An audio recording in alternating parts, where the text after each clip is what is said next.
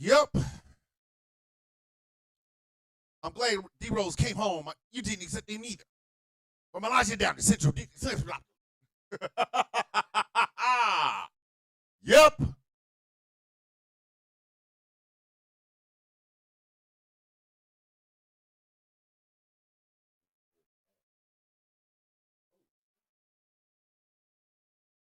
Wow. I can insert ads in this bitch.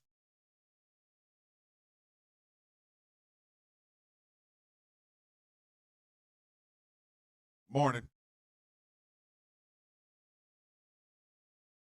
Oh, yeah. It ain't over, mother.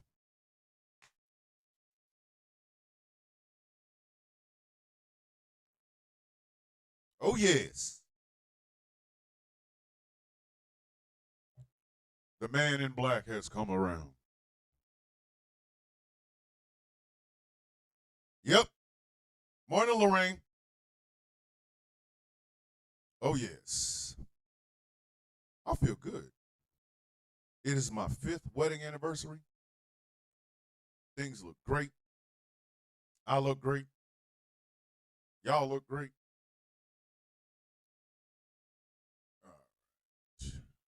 See, this is why we do pre-show, kids. This is why. Let's see.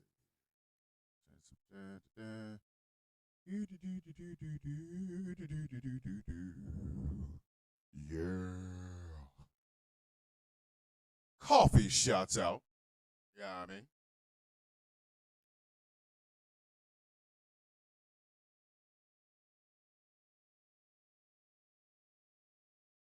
I am almost tempted to do TikTok, but I'm also tempted not to do TikTok because I don't want the problems. Like, I'm dead ass. There's a part, I have a setup now to where I could go live on TikTok right now if I wanted to. But why? So that I can get my shit canceled within seconds? Nah, I'm good. Like, there's a part of me that really says, hey, you know what? I should go on TikTok. And then there's another part of me that's like, why? For what? What would be the point?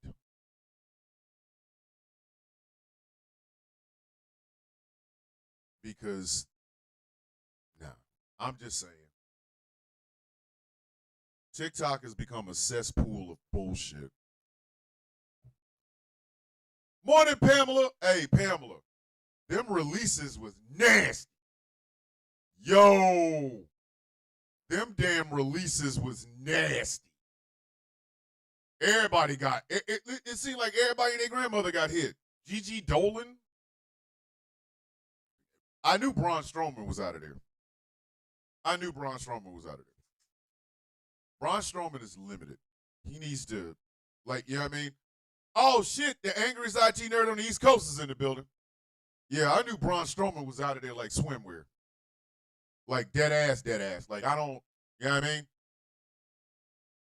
Braun Strowman is limited, and I'm sorry. I know there's a lot of Strowman fans, but dude is way too big to be as limited as he is.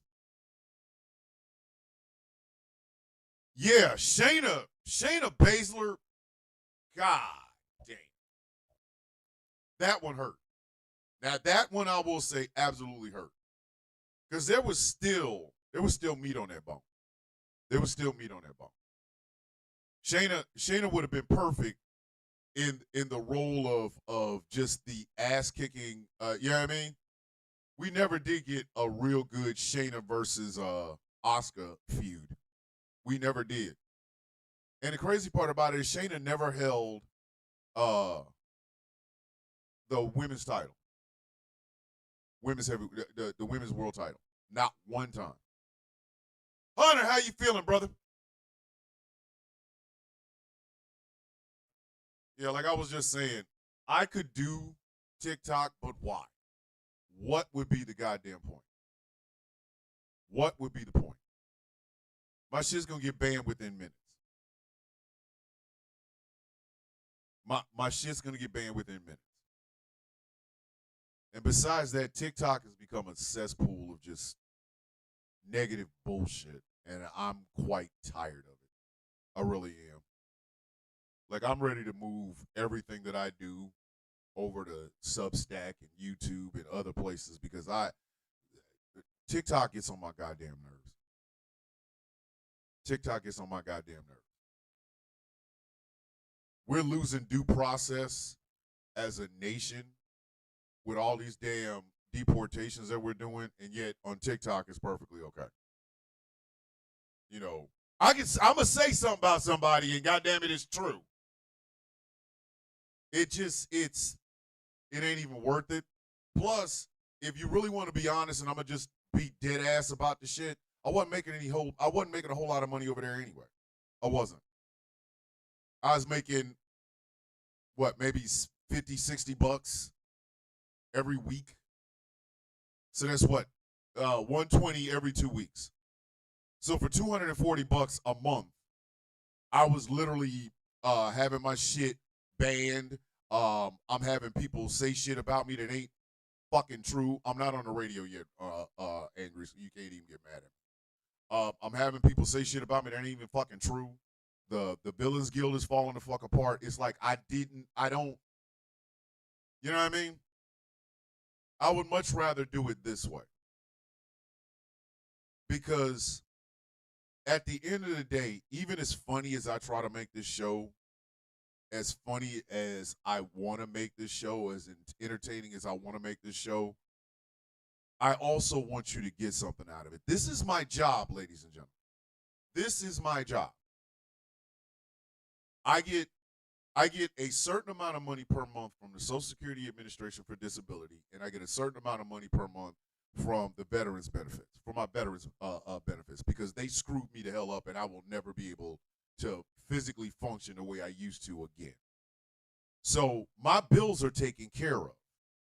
We have, I know, I was about to say that, Jessica. We have a business account for Ghost Claw Productions Radio. We did have somebody that was looking into trying to get us grants and loans and shit, but they were asshole. Bye. Like I genuinely, I find it to be a chore to be on TikTok. I find it to be a goddamn chore to be on TikTok. I don't give a fuck who buys it at this point. I don't care. Because all I see is a bunch of performative bullshit.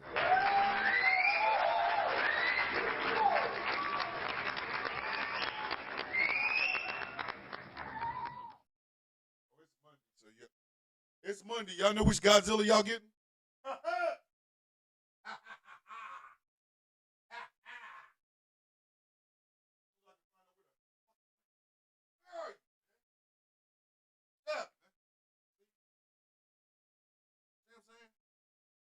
Get ready to do the show? He ain't nowhere in sight.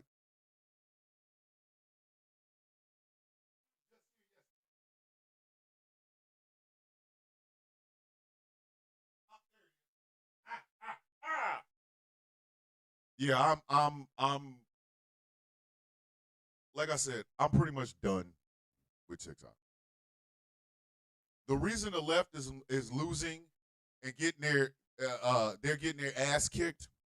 The reason the left is getting their ass kicked right now is because everybody wants purity, and I'm sorry, I'm not a pure person. I'm not.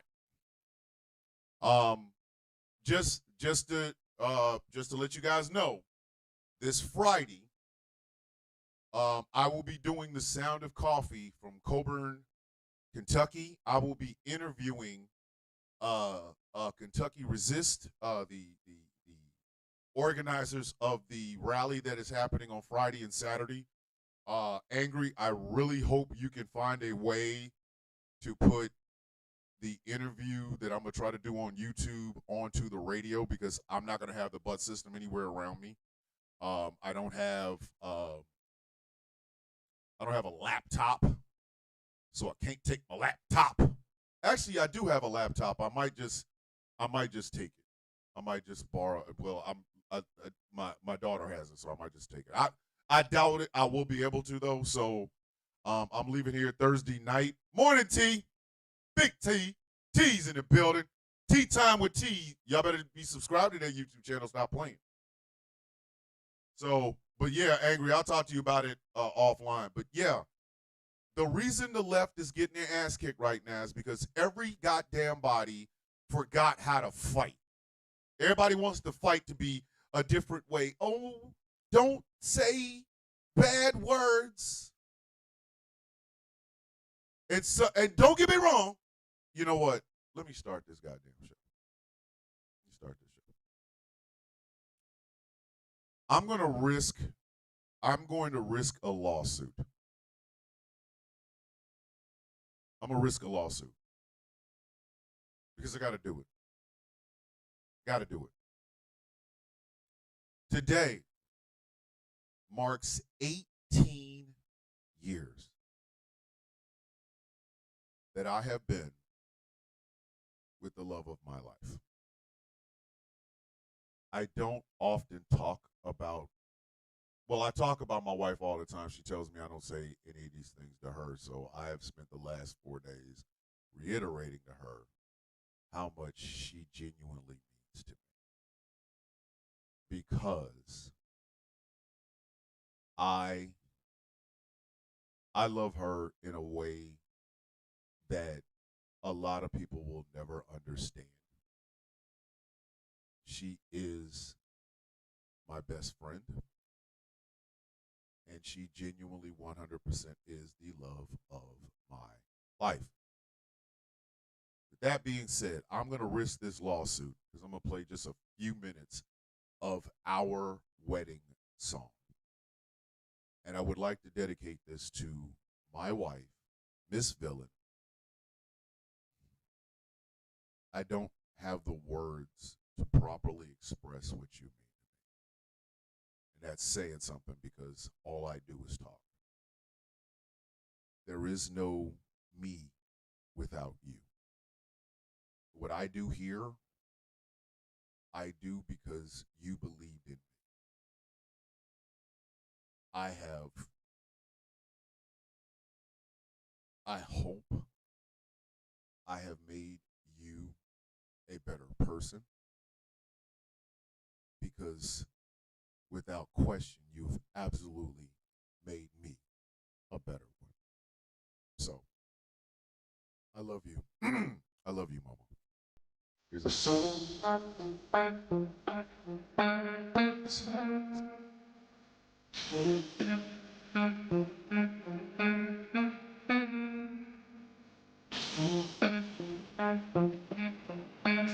Out. Pretty sure we lost.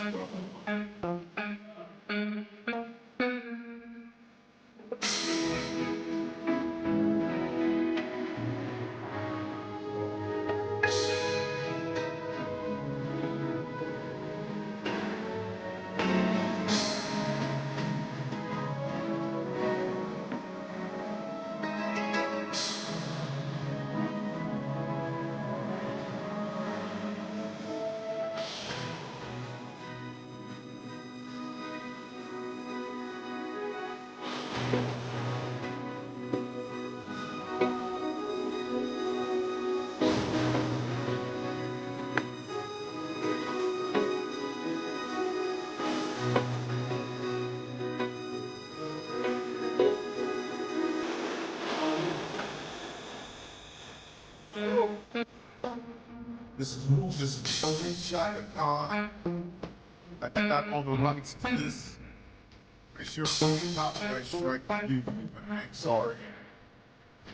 But all credit is to movies featuring Shaka Khan. Never left.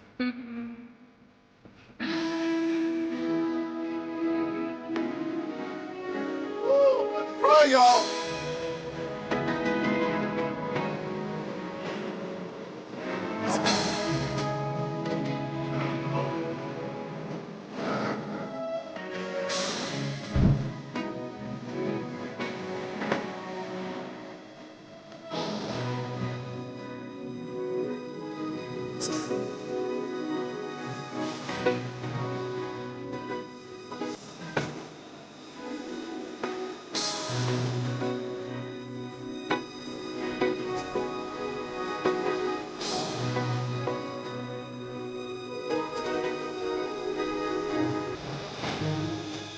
had to stop it right there because, again, I'm going to get a copyright strike on this video. I already know, but I promised her. Oh, Ash, that is called Everlasting Love. Rufus featuring Shaka Khan. That is my wife and I's wedding song. That song is our wedding song. Whoo, boy, I'm about to get emotional up in here, boy. But to you, Momo, I love you forever. Plus. All right, kids, now that all that mushy stuff is out of the way, before we begin, I have a simple request. Since I know YouTube always brings it, I am over on Substack. Hello, Coffee Stackers. If you could like this show, share it with your friends, and if you want to subscribe to the Substack, please do so. If you have not subscribed to Ghost Claw Productions Radio, please do so. And if you want to gift the panel, super chats are on over on YouTube. I don't know how coins or anything here works on Substack, so do all the little things. But yeah, I love you, Mama. Now, with that being said, we're gonna talk about some deep issues involving the left. So, Tracina with the $5 super chat. Thank you, Tracina. Morning, Mocha. I see you, Biscotti83. I see Miss T done walked up in here. Hey, I'm not making this up. Y'all need to subscribe to Tea Time with T's YouTube channel. You need to. T does exactly what I do, and she is so great at it, it ain't even funny. But like I said, yeah, we're going to talk about some stuff today. So, legendary Godzilla, inhale.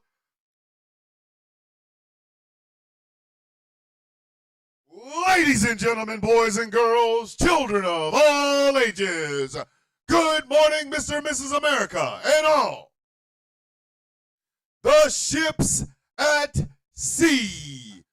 Welcome to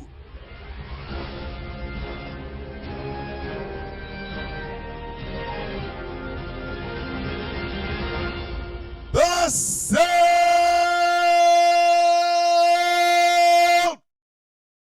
of Coffee.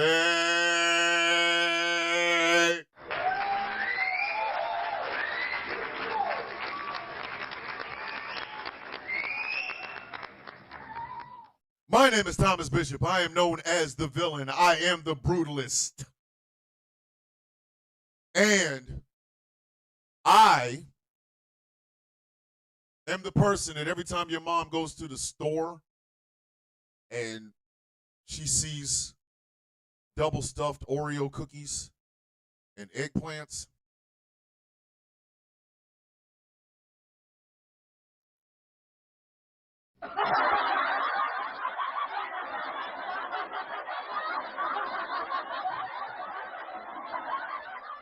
oh, I'm sorry, you didn't believe me, did you? You didn't believe me. Okay, all right, I understand. You obviously don't believe the power of me. Shun the non-believer! Shun! Did I not tell y'all was gonna get some Candy Mountain sounds up in here like this?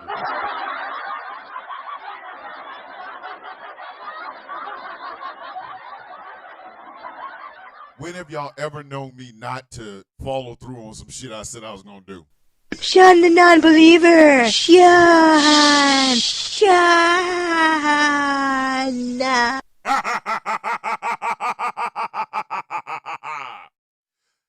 Like I said, my name is Thomas Bishop. I am known as the Brutalist. This show is brought to you by Ghost Claw Productions Radio, GCPR, where every voice matters. Let me introduce to you my co-host. Get your cameras out, ladies and gentlemen. I know some of y'all are in the building, and y'all love y'all some cat tie. Ladies and gentlemen, boys and girls, children of all ages, my co-host of the co-hostess of the mostest, ladies and gentlemen, Persepolis the Cactus.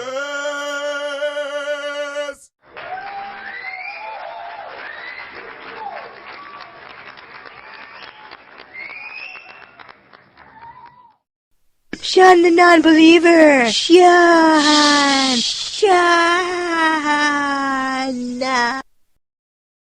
Morning, Jeff. Co-owner of Ghost Claw Productions Radio is in the building. A lot of y'all don't even believe. So from now on, Sean the non-believer. Sean. and don't think I'm not going to come up with a shun the non-believer move. I keep telling y'all, this show is 90% soundboard. Damn. I'm leaving here with something. You know what I mean? I'm from around the way. I'm leaving with something. Every day. Need y'all to understand this show is 90% soundboard. But let me stop BSing around. Let me introduce to you the hottest studio audience of all time. Ladies and gentlemen, boys and girls, the Perculators.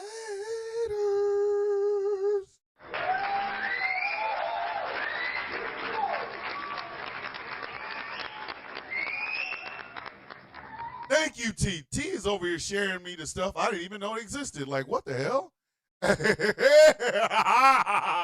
Yes, ladies and gentlemen, the hottest studio audience of all time, the Perculators. Without them, we would all be up here sucking on coffee beans. Speaking of which, ladies and gentlemen, get your C's, turn them sideways, raise them in the air, acknowledge me, the original coffee bean. Ladies and gentlemen, give yourself a pat on the back and a high five for the coffee beans.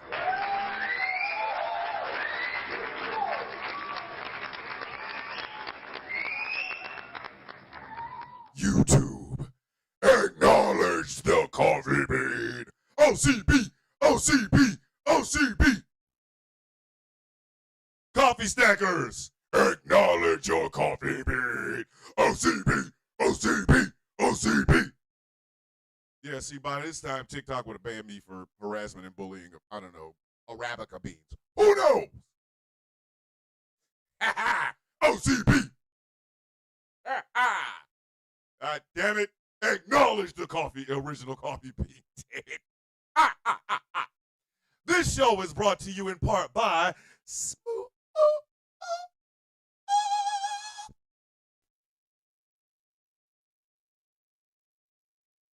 California.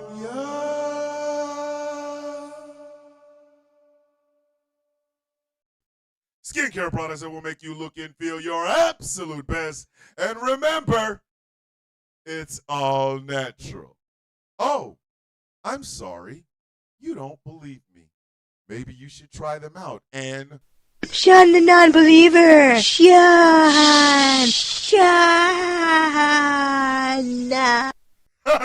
go to smoothca.online. This show is brought to you in part by Dear Black People. Hey. Oh, we not. It's Monday morning on my anniversary. You not about to start this shit off, right? Why can't I? You gotta start off with Dear White People.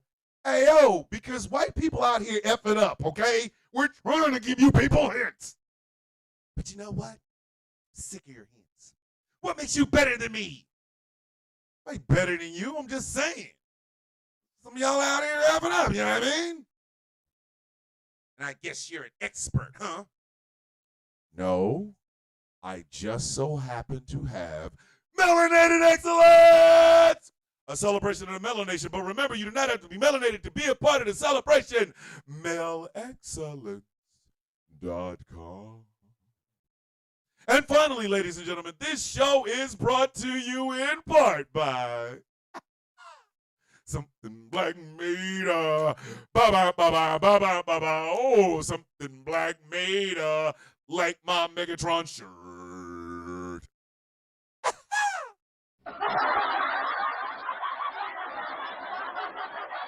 Trying to be less dirty for Substack. Okay, I'm over here with Joyanne Reed and the Midas Touch Network. And here I am talking about my penis. Can't have that, buddy. Can't have that.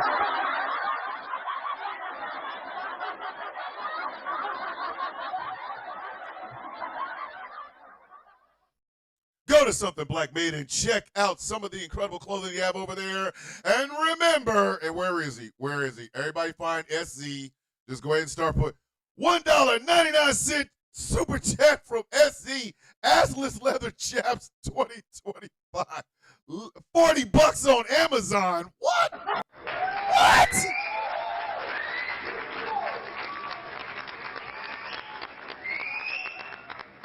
Man's went and found some assless leather chaps. What are we doing right now? But leather jacket 2025. What leather jacket 2025? What leather jacket 2025? That's right. Thirst traps this year. Courtesy of the villain. 5 years running. Trying to get this money. You know what I mean? SomethingBlackMade.com and check it out. The Sound of Coffee Shop is up. It's running and it's piping hot, ladies and gentlemen.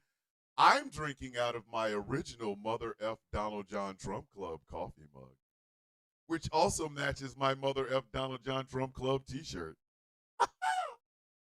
And I got them on the Sound of Coffee Shop. Go to the Sound of Coffee, all one word, shop.fourthwall.com and check it out. And trust me, this weekend, I will be wearing that shirt both days. I'm going to try to sell some merch wearing that shirt both days. Because it's Mother F. Donald John Trump all day and twice on Sundays around this parts. Y'all out y'all rabbit-ass mind. But we got to find common ground. I'll find common ground when he's underneath it. Shun the non-believer. Shun. Apparently, we supposed to still try to find common ground with these jackasses. Y'all got the wrong one on the right day. Y'all got the wrong one on the right day. You got to bring ass to get ass. You got to bring ass to get ass.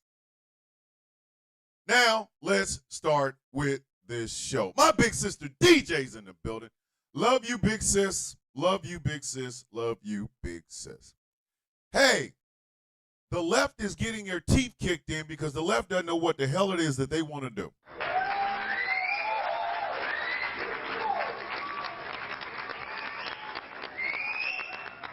It is misunderstandings and furniture moving Mondays.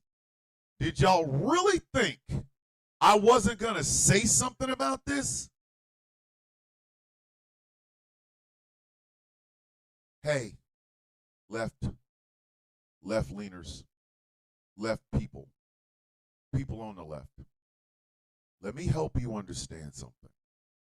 This is going to be painful for you to hear, but I mean every single word of it. You're not going to win by appealing to people's better goddamn angels.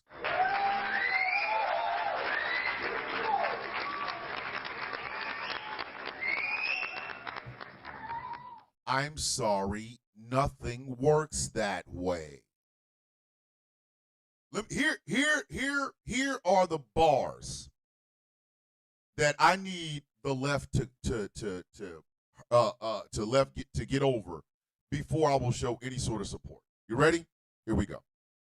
Have you done anything with children? And by anything I mean anything illegal with children. No, I mean, yes, get your ass up out of here. You got to go. You got to go. Get your dumb ass out of here. Bye. Leave. Listen, if you've done anything illegal with children, get your bitch ass out of here. I'm not following you. I don't want to talk to you. Leave me the F alone. Okay? You cleared that hurdle. All right. Have you done anything criminal towards a woman, a man, a trans or gay person, or a femme presenting person? You have? Get your bitch ass on. Get your bitch ass on. Go away. Go away. Get your ass out of the movement. Don't nobody want you around. Your ass gotta go. Okay, did you clear that hurdle? Did you clear that hurdle? Okay. Have you ever stolen something from disabled people, from poor people, from elderly people, from those who cannot fight for themselves, for the downtrodden, the working class, or anything like that? Have you? Get your bitch ass on. Get your bitch ass on. I'm not following you. I want you out of the conversation. Oh, did you clear that hurdle? Okay. Have you gotten into this for ego boost, money, or to grift? You have? Get your bitch ass on. Get your bitch ass on. I don't want to see you. I don't want you in the neighborhood that I'm in. I don't want you breathing the same air as me. Get your ass out of here. If you've cleared those hurdles and you're still in it, we need you to fight. Executive producer, be right back.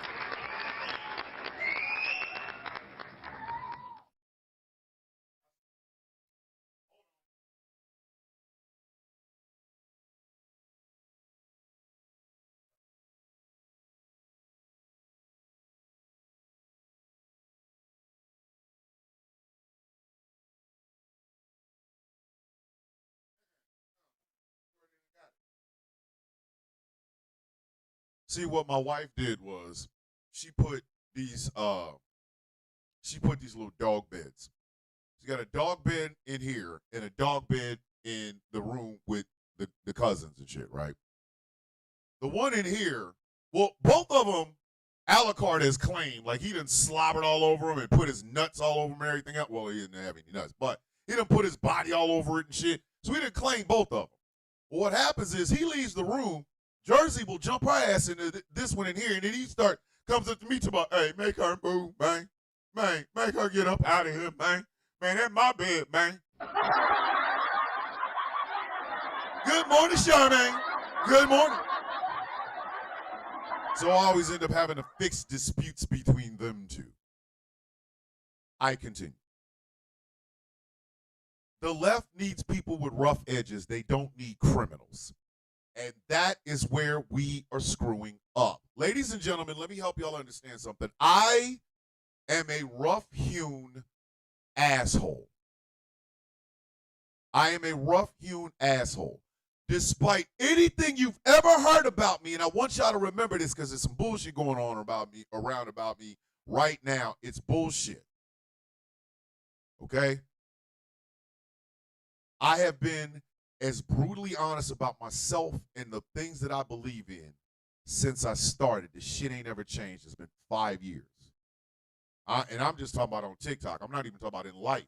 In life, I've been doing it for 53 years. But this idea that we need perfection is what is going to get us beat up every single time. Because I'm going to tell you a little secret, kids. Tell you a little secret. The left is over here looking for purity.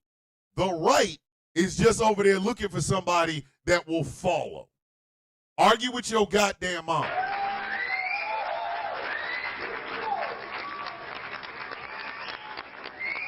Argue with your mom. The left is looking for this perfect thing. The right don't need perfection. They just need somebody there to go, yes, I'll follow wherever you tell me to go. And guess what? That's why we're losing. And I'm sick of it. I'm sick of it. Because I got 8 kids. 8. 4 I brought into my marriage. 4 my wife brought into our marriage. Together, we have 12, I think 13 grandchildren. Okay? At that point, it's no longer about us. It's about the future. At that point, it's no longer about us. It's about the future.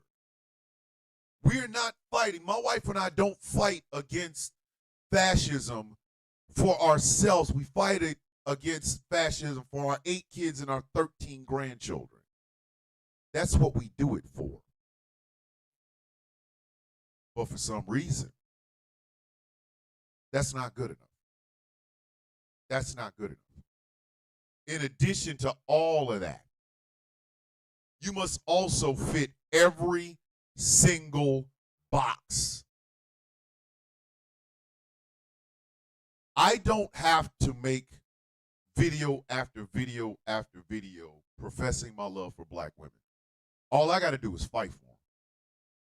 I got to fight for them when they're in the room. I got to fight for them when they're not in the room. I have to course correct when I am wrong. But I have to continue to move forward. I do not have to profess my belief in the fight for intersectionality. I simply have to be the sort of person that talks about intersectionality. That's my job. That's my job. One of the reasons I told y'all, I will never run for public office. I'm never going to make it through.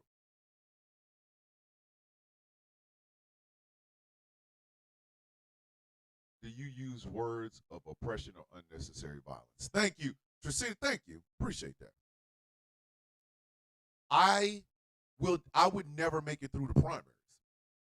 Because number one, I am a person that suffers from depression and anxiety. I was made fun of for this, which is funny. The right can make fun of my depression and anxiety, but the moment I call out their blatant racism and their love affair with wanting to have sex with their guns, all of a sudden I'm wrong? Do you see how this works? Yes, kids. If you were sitting here expecting me not to say that I suffer from depression and anxiety, I'm sorry, you got the wrong goddamn person. Sorry. I do. I do. I suffer from depression and anxiety. The right wants you to believe that depression and anxiety is weakness and rugged individualism will get you all up in the morning and grab your nuts, you'll be fine. No.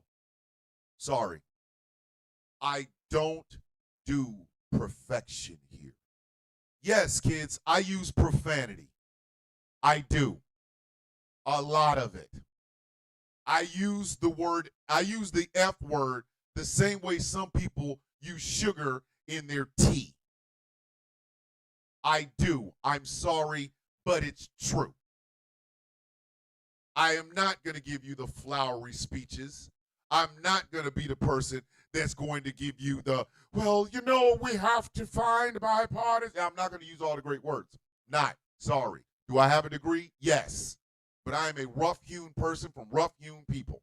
My mama and my daddy both use profanity like a mama.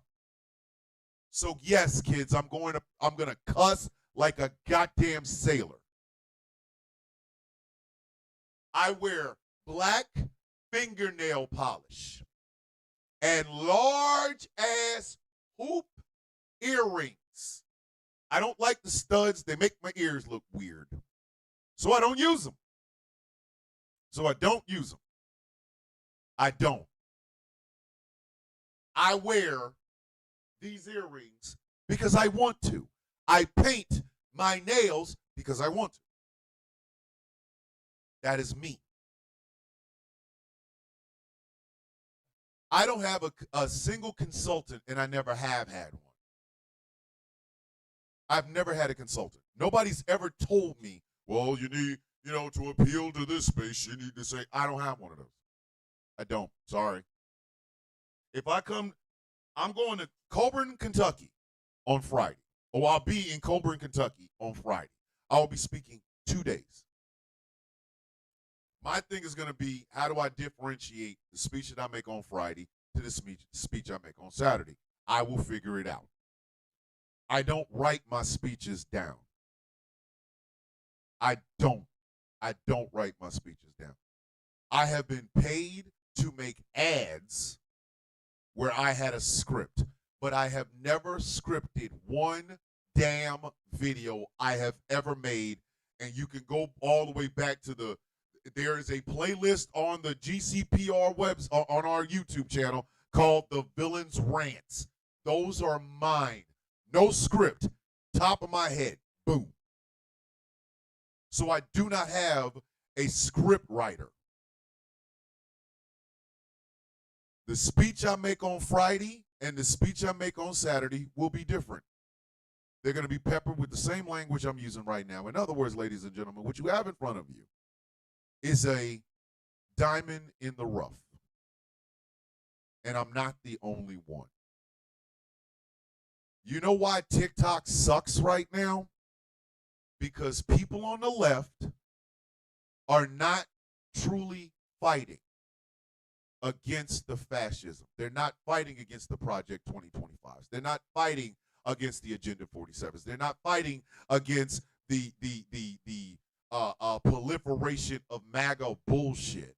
What they're doing is fighting amongst each other to see how pure they are. And that's how we keep getting our goddamn teeth keep kicking.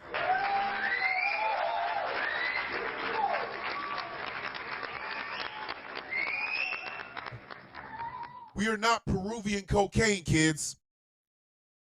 We're a group of people that see what the hell is going on with this goddamn country and are sick of it.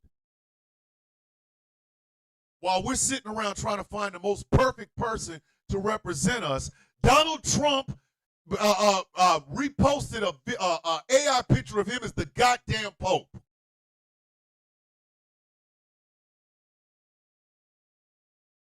While we're over here trying to show how...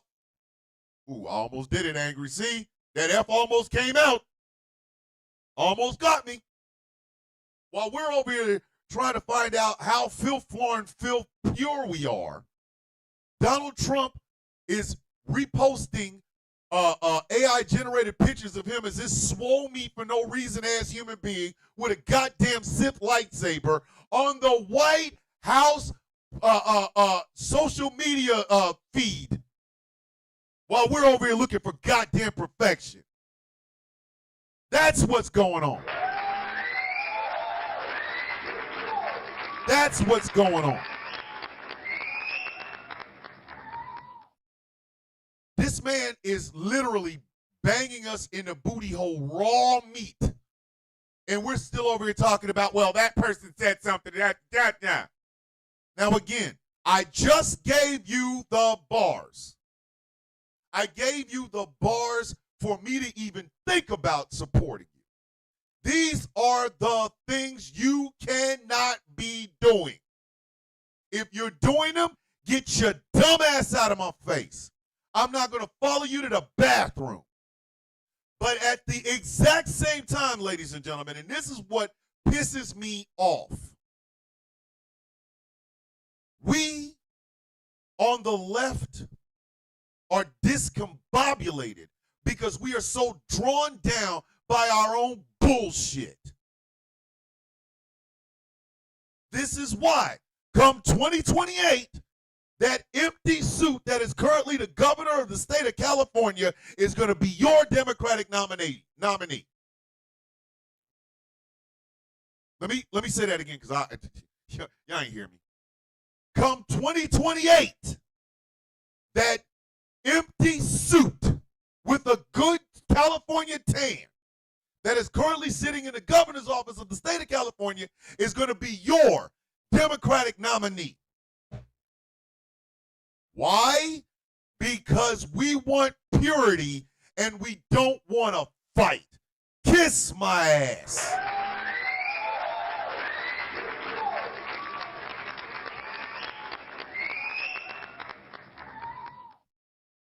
We got the goddamn Joker as president of the United States, and you jackasses want a Batman that it.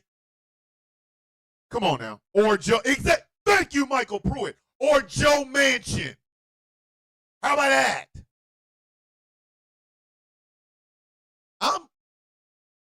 This is why I'm looking at TikTok with an exit strategy. I want my Substack to get big. I want to be able to post on my Substack every day. I do. Because I feel like I could have better conversations on Substack than I could on TikTok. TikTok is ass now. It's there to sell ads and create chaos. I'm telling you, if you are a member of the guild, you need to start thinking about getting the F off of TikTok. Because I'm about to. I'm sick of it. People having 5-hour lives to talk about how bad somebody was. Bitch, we know. We already knew.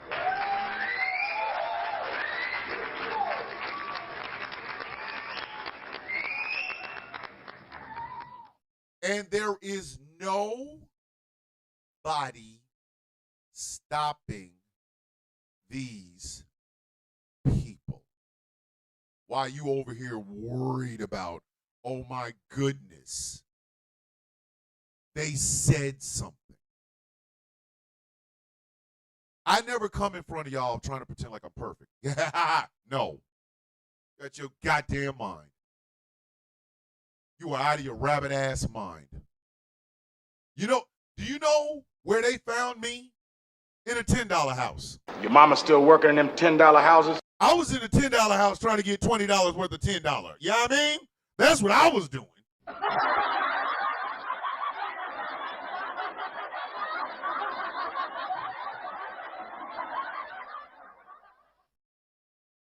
I just so happen to be a lot more charismatic.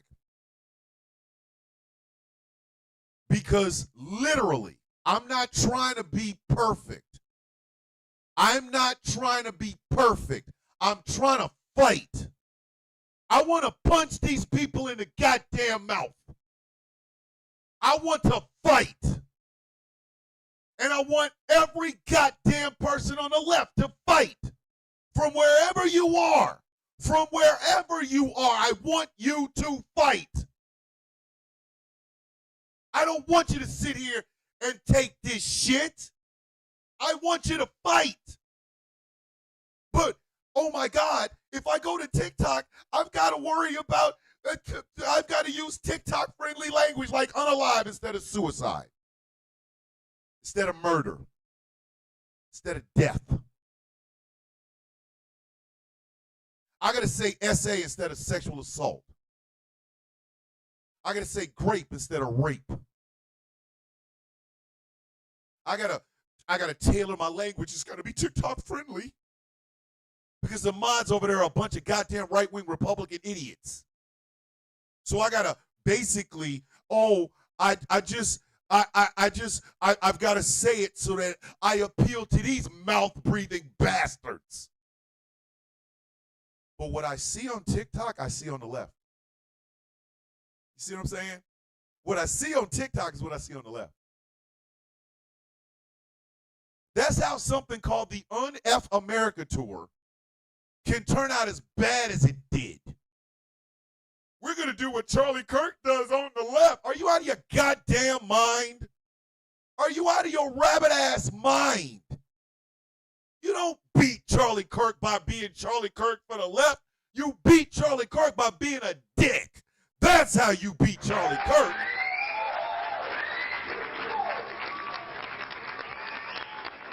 you go head up with Charlie Kirk. If you want to take it, listen, for all that money they raised on that damn tour, that shit could have been, listen, you could have done it for the price of gas. The price of gas. Show up wherever the hell he is, grab the microphone and say, Charlie, so wait, let me understand something.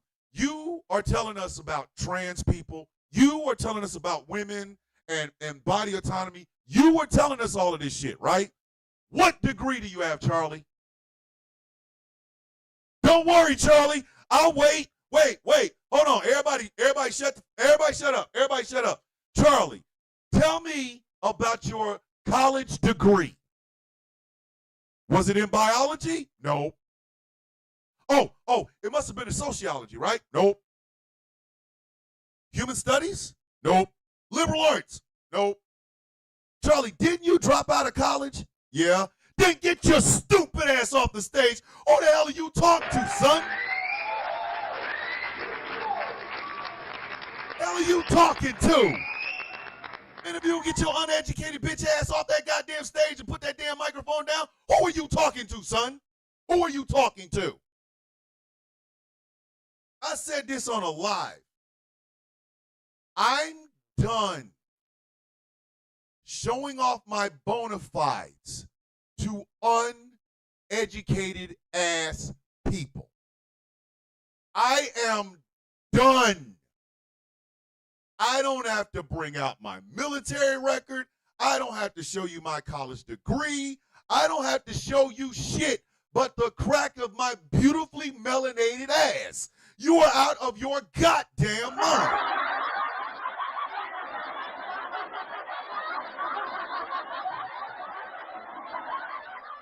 If I say that to Charlie Kirk, what the hell makes you think I won't say it on a live on TikTok?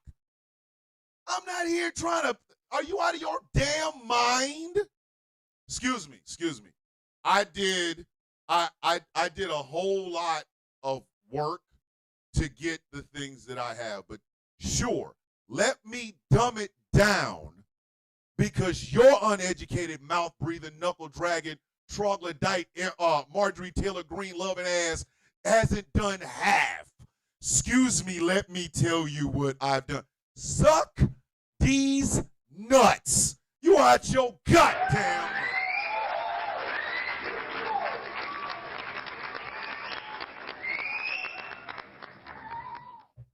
You out of your goddamn mind. I ain't telling you shit. I'm not telling you a goddamn thing. Well, who'd you vote for? These nuts? Where'd you go to college? These nuts? Oh, well, is that your only answer? Is that the only answer you got? Yep. Oh, so you must be one of them leftists. No, I am These nuts. Got him. Got him. Why are you talking to people that done less in life than you have? I'm gonna use T. I'm gonna use Tea Time with T, Teresa, as an example. Teresa goes and makes video after video after video after video educating people. She hosts lives where she talks about the issues of the day. She's been doing this for as long as I followed her and she's followed me. Explain to me why. Let's say May 5th of 2025, she opens a live and she starts talking about these things. Some uneducated bastard comes in and goes, well, what do you know? Excuse me? You act like you're an authority figure. Where's your education? Why is that woman telling that man that shit? Why? Why? Why?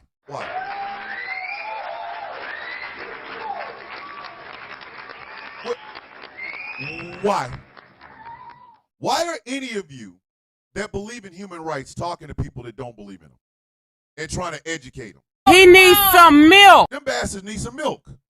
They need some milk. They need some goddamn milk. Why are you trying to educate them? Why are you literally dumbing yourself down, turning your own shit off so that you can talk to the uneducated? Screw them. What I tell you, there are two different types of uneducated people. Uneducated, but willing to learn, they will come in with honest questions that they're trying to get honest answers to because they didn't know. Ignorant and bold. What the hell are you talking to them for? What are you talking to them for? Would you talk to a tumor? Would you talk to a tumor? No? Then stop talking to these raggedy sons of bitches.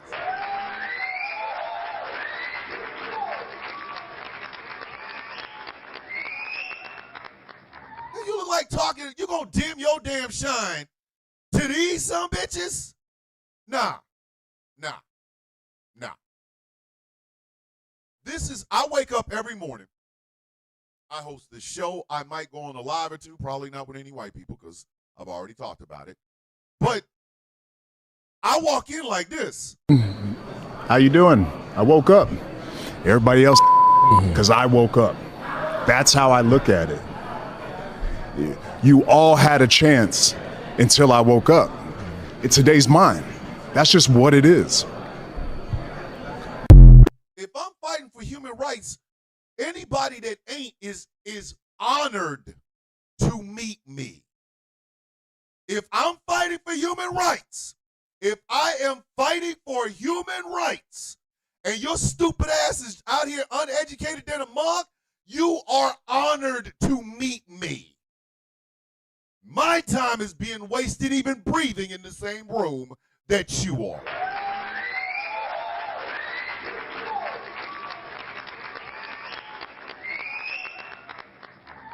I walk in arrogant. Yeah, I do.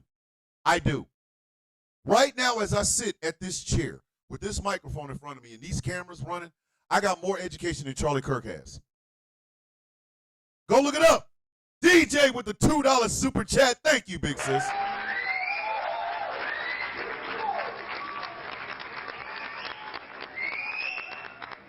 Like T just said over in the Substack, her mod show them the door. As well they should. You are honored to be in a room with T. You are honored because your stupid ass don't know shit. She does, you don't. Sit your dumb ass down. And if you come in ignorant and bold, the mods will kick your ass up out of there. They will eject. Listen, I'm sorry. Ejectocito, cuz! You will meet the ejectocito, cuz. When I walk into your little live, if you are a MAGA supporter, bitch, it is your honor to be in my presence. It is your honor to be in my presence. I'm wasting my time talking to you. My time is valuable.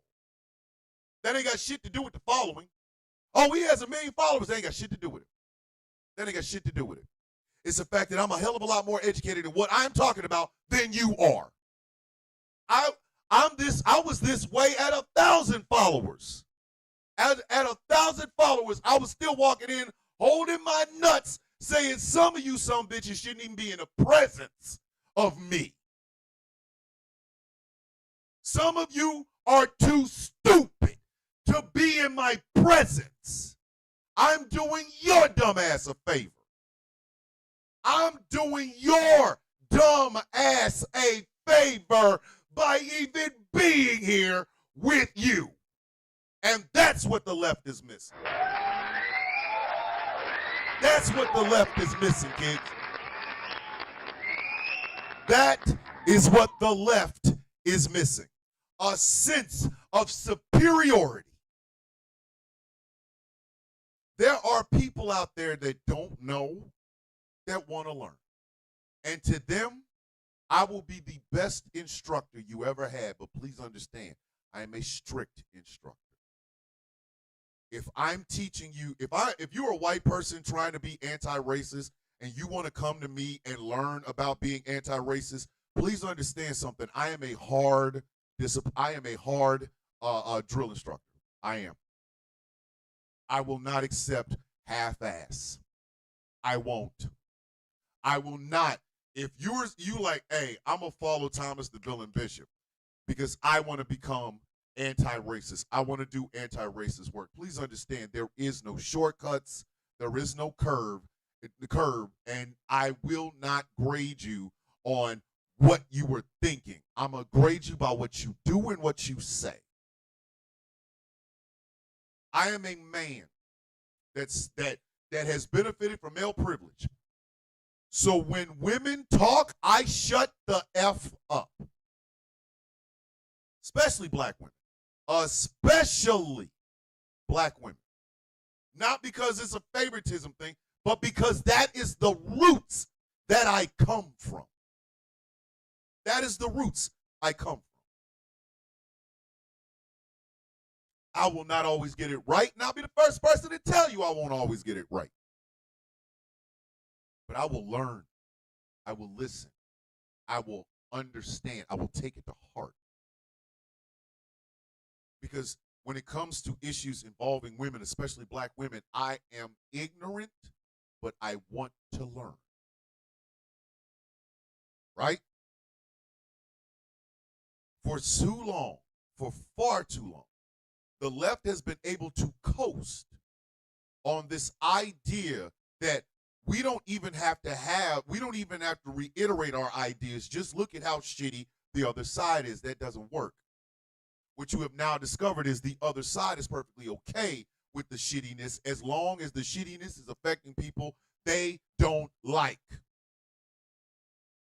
I'm going to say this one more time. Whether you live in the holler or the hood, the barrio, the res, doesn't matter. Whether you get up every morning and drive a truck, whether you get up every morning and go to an office, whether you get up every morning and you're the guy, the janitor, whether you're the guy doing the roofing, whether you're the guy doing the picking of the fruit, people don't want to hear slogans. They want to hear the truth. These are working class people. They don't want flowery words. They want the goddamn truth. And sometimes, that truth is going to be brutal. It's going to hurt. But at the end of it, you are still fighting for the one goddamn thing that matters the most, and that is human rights. There's a lot of white people that think I hate white people because of the amount of times I have called them to the carpet. No, I do not. What I am always doing is trying to make white people understand that they are part of a global movement.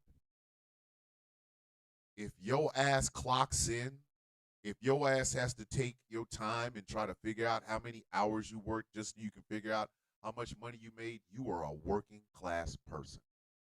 You are not rich, you're not powerful, and you never will be. But what you can be is in the know. You can find solidarity sitting exactly where you are right now. Your elected leaders will fail you. Let me say that again. Your elected leaders will fail you. Miss Mackey's in the building. How's Mr. Mackey doing? Your elected leaders will fail you. Because what they will do every 2 to 4 years is they will show up in your face and they will give you everything that you want to hear. When you're on the right, I've told y'all, being a right-wing person running for office is the easiest thing you could possibly do because it's a cut and paste routine, and every single one of them follow it. A gun, a Bible, a cowboy hat, a pickup truck, wheat, American flag, towhead white kids, white folks in a nice White House, cows. They talk about God. They talk about God and guns and freedoms and da da da da da da da da da. Oh, did you want some policy? Yeah, we ain't got none of that. But we're gonna protect your freedoms. What does that mean? We're gonna protect your liberties. What does that mean? Can you eat a freedom? Does a liberty pay a bill? They will stand on a stage. They will give you the only two goddamn ideas Republicans have had since 1980, tax cuts, deregulation, but they will hit you in the heartland. They'll hit you in the rugged individualism. They will win. They will pass laws. It will screw your ass over so bad that your soul aches. They will blame the Democrats, and in 2 to 4 years, they'll be back doing the same goddamn thing. Rinse and repeat.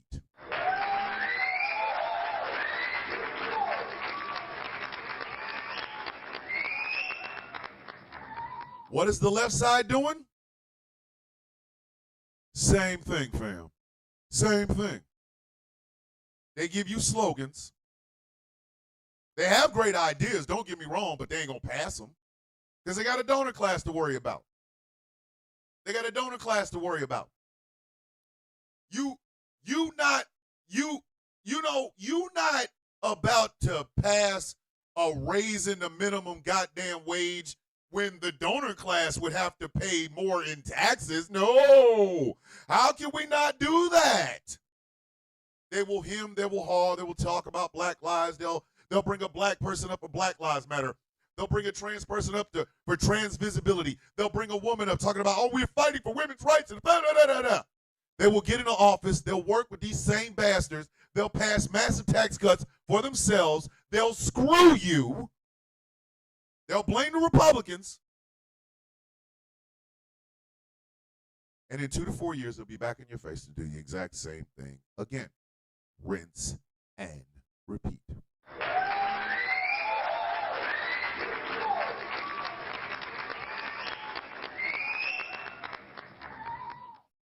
So in this Xerox war, because that's what I call it, a Xerox war, let's reprint the same bastard we printed 2 to 4 years ago.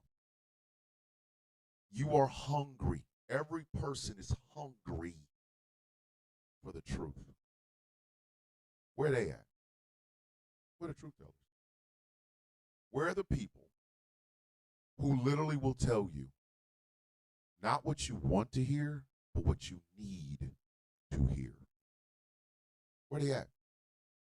Oh, they're airbrushed. They look really good. The consultants have told them all the cool catchphrases to say. Where are the truth tellers? I am a certified dyed-in-the-wool asshole.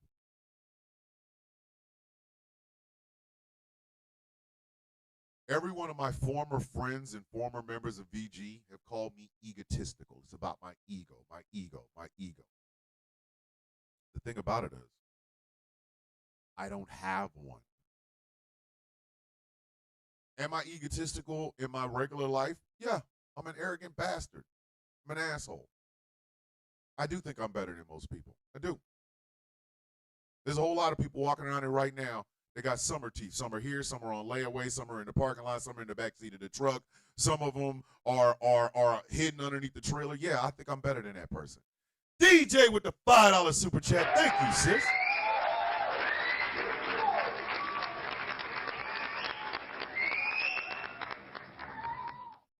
I'm egotistical for the truth. I'm egotistical because I don't want to be looked at as some airbrushed, wind-blown, good-looking, consultanted mess. There's my ego, that I will never be those people.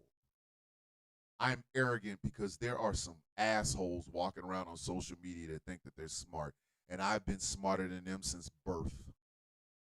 Yeah, there's my ego. In humbling these jackasses, I'm standing above them, literally teabagging them. I'm giving them the DX crotch chop, like, yeah, because I am better than them.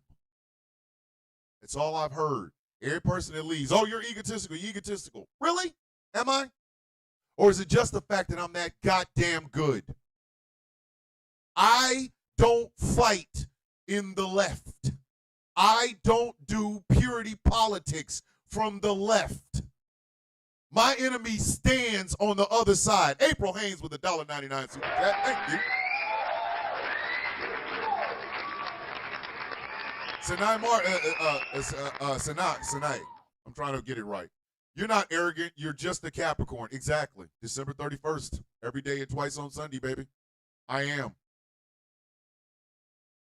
199 super chat from Can We Not? For the OCB.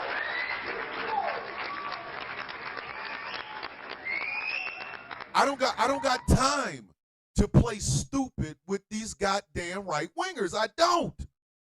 And I don't have time to humble myself for these jackasses either. And you know what? Why would I? Why? You want to say that's egotistical? Fine. But explain to me why I should humble myself when these jackasses are walking around calling a 5-year-old the N-word and getting over $500,000 goddamn dollars for it. I'm supposed to dim my shit, but this bitch is running around here collecting over $500,000 goddamn dollars for calling a child the N-word.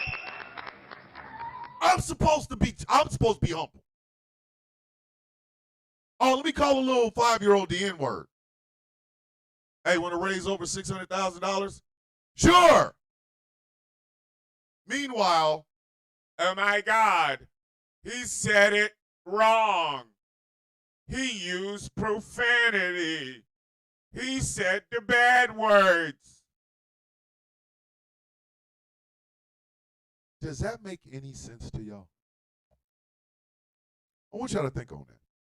Because we getting ready to reset the show, and I need to refresh my coffee. So everybody get your coffee cups, whatever you're drinking, water, tea, coffee, kombucha, kombucha, all that other good shit. Everybody take a sip. We are going to reset the show in just a few minutes. Let me go ahead and refresh my coffee. We will be right back.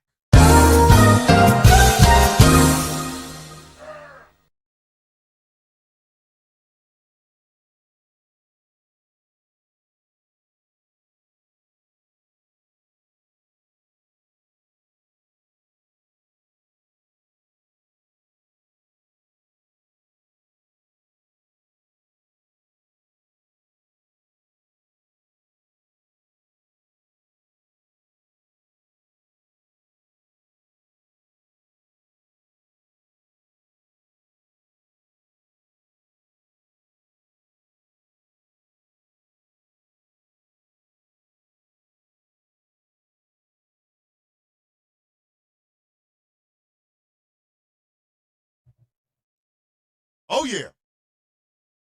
Second half starting right now. Ladies and gentlemen, boys and girls, children of all ages, this is...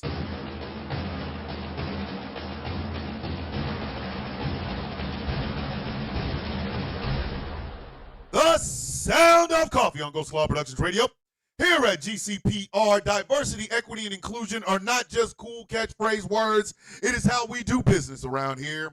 From the sound of coffee in the morning to conversations with T. Nathan at night and all the way around, Ghost Claw Productions Radio is committed to bringing you the best voices, the best shows hosted by the best of the best, giving you the information, the laughs, and the inspiration to be your absolute best selves. We have diversity, we have equity, and we have inclusion here at GCPR, where every voice matters. My name is Thomas Bishop. I am known as the villain.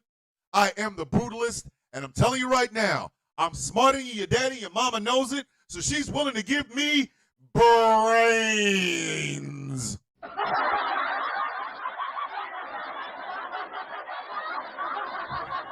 Kimberly Stevens with the $2 super chat. Thank you. Greatly appreciate that, Kimberly. Keeping the lights on. This show is brought to you in part by Smooth.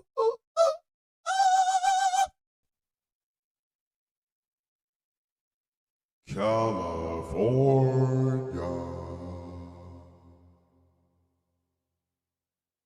Skincare products that will make you look and feel your absolute best. And remember, it's all natural. How's the skin, Tommy? Tommy, how's that eczema going? Go to smoothca.com melanationbuzz.online. This show is brought to you in part by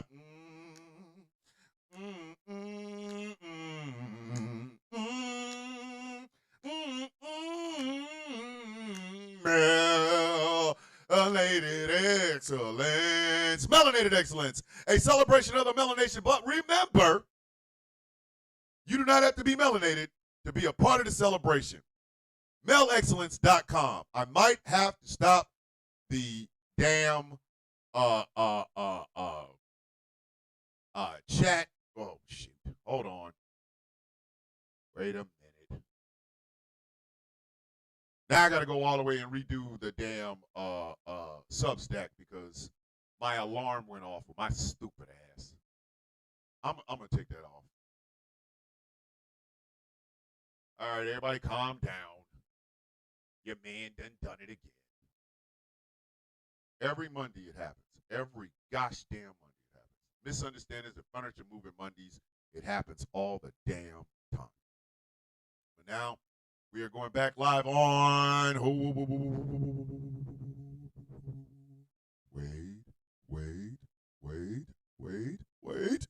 Wait. Hey T, it was a alarm and then it shut everything down. My bad. I'm gonna take it off today. I'm taking it off today. Listen, that was my fault. We back on over there, T. Melanated Excellence is a celebration of the melanation, but remember, you do not have to be melanated to be a part of the celebration. melexcellence.com. And finally, this show is brought to you in part by Something Black Made. Oh, Something Black Made. My Education versus Charlie Kirks.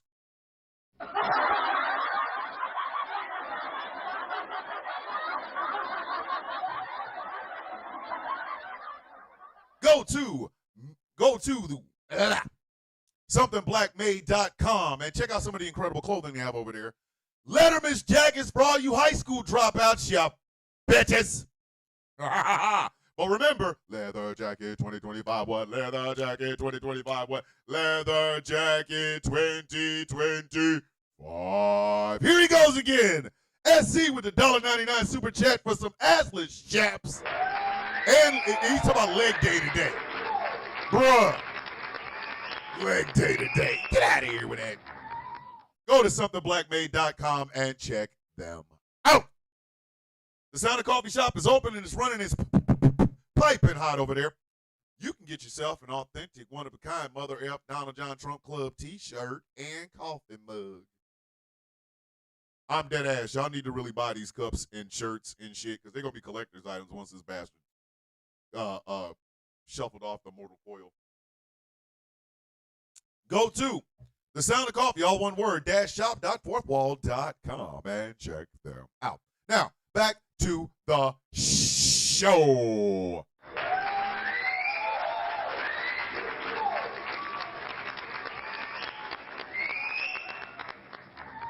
Let me help y'all understand something, okay?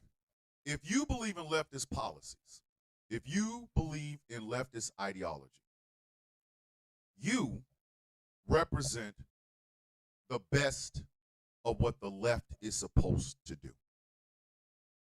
Annabelle with the $2 super chat. I second that assless chaps, Annabelle. Stop. And DJ with the $5 super chat. SC is killing me. Listen, SC gonna keep giving up super chats of $1.99 until I'm able to afford them damn assless chaps. Like, come on, man.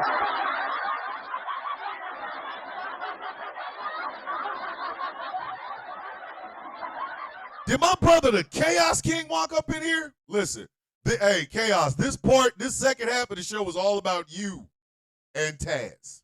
Want y'all to remember that. If you believe in the concept of fighting for all, you are the best of what the left has to offer. You are right now sitting exactly where you are. Right now. Why do I say that? Because quite frankly, and let's just call it what the hell it is, Okay. Who leads us? Everybody always talks about leaders. Leaders. Oh, the leaders on the left and the leaders on the left and the Democrats and blah, blah, blah. I'm going to tell y'all something. I stopped being a Democrat when Democrats stopped being Democrats. I said exactly what I said.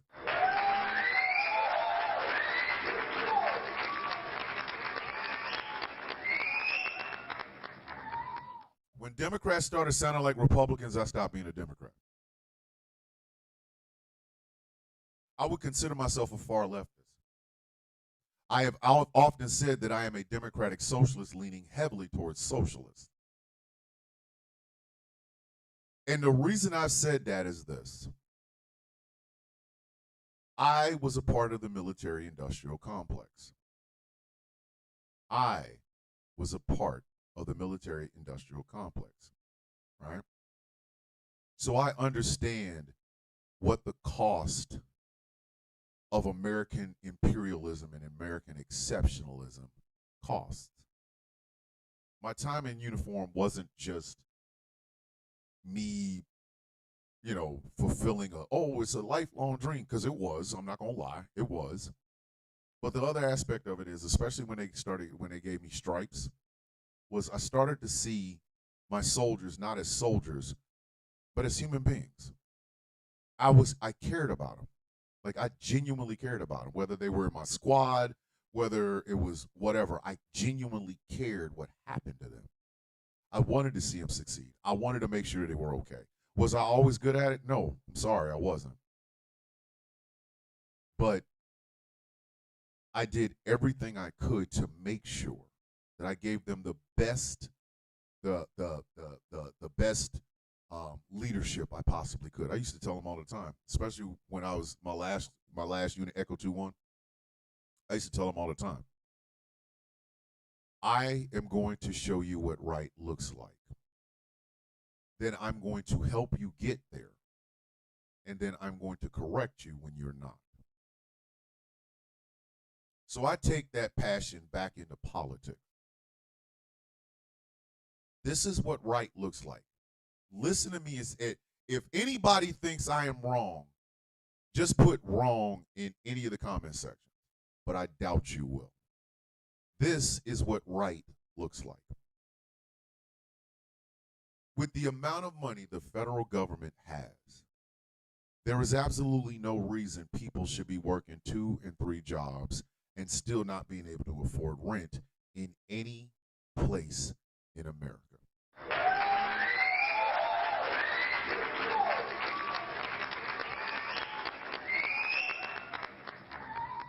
Being right would be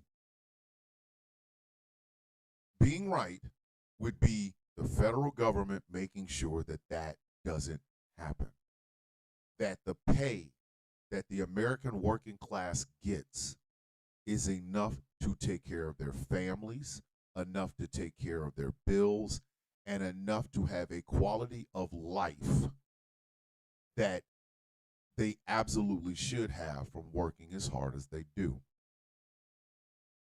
That's right. I believe that because I was not born with any sort of female reproductive organs, I cannot, nor should I ever regulate what a woman does with her body. At all, period, end of goddamn discussion.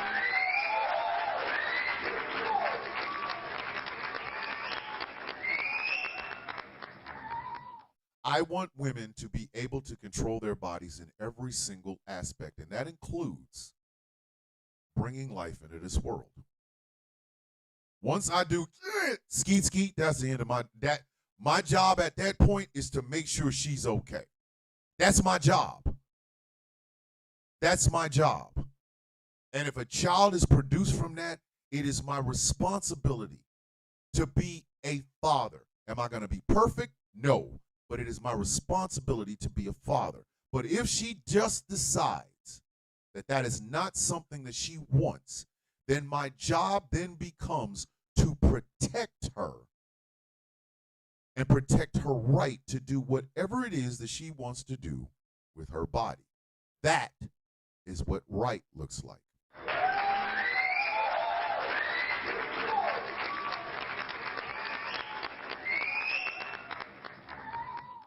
I believe that every person, regardless of where they are in the LGBTQIA+, is a human being. And they are afforded rights simply by birth. Simply by birth.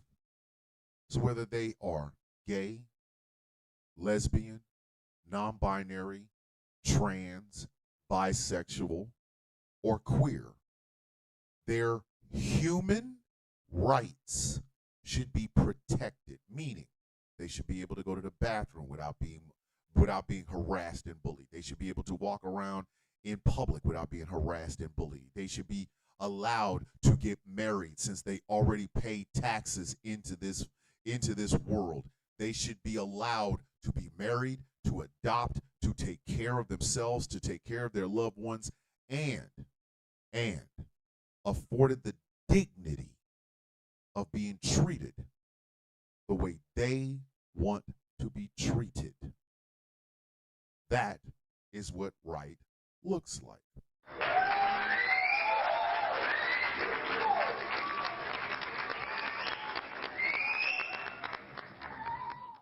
I believe that protecting black women is not just a slogan, and it's not something that you have to have a checklist to do. I was born of a black woman. I was raised by a black woman. I was raised in a family full of black women. I was raised in a neighborhood and a part of the city filled with black women, single mothers in some instances. I give those respect. I give respect to black women, not because it's fashionable, but because it is where I come from. So protecting black women's rights to simply be the educated, strong, beautiful, funny, heartfelt people that they are is not just my job, it is my responsibility. That is what right looks like.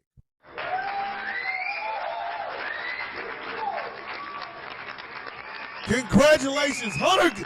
Hunter just got engaged, goddammit. Woo!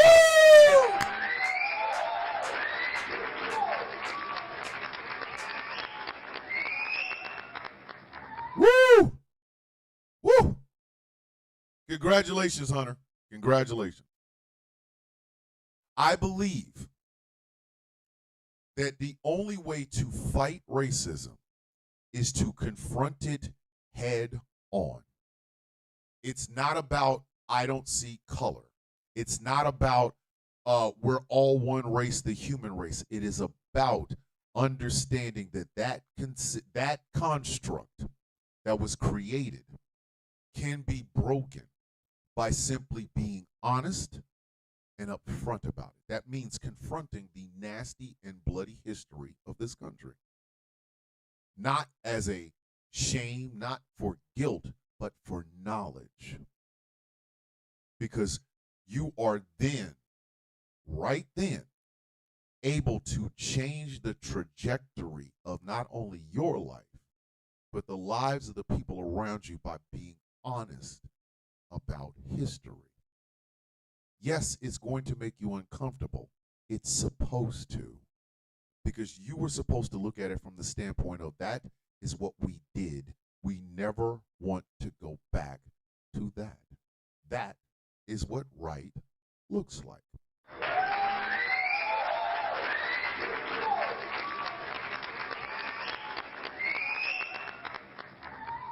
Now, I believe in protecting the most vulnerable of our society.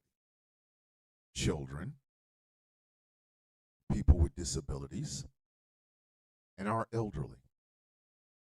And that means making sure that their quality of life is such that they live a full life no matter what they choose to do. if they are an elderly person, they should not be left in a nursing home to rot and die. They should be active until the day they are no longer here. Our people with disabilities should be protected amongst from bullying, from harassment, from being taken advantage of. There is a beautiful young lady on TikTok who is an autistic artist. She paints, and the paintings that she makes are absolutely one of a kind, beautiful. I'm actually commissioning her to paint something for my older sister, right? So she is autistic. She's an autistic mom, and she paints. Why are people harassing her? Why? One of the reasons I cannot stand TikTok, because here is this artist who is autistic and isn't being protected. She's a black woman. She ain't even being protected there. So I believe that people such as her and people like her, Wolfie's in the building. Wolfie's in the building. Morning, Wolfie. Or early morning for you, Wolfie. I believe protecting people like that is paramount. That is what right looks like.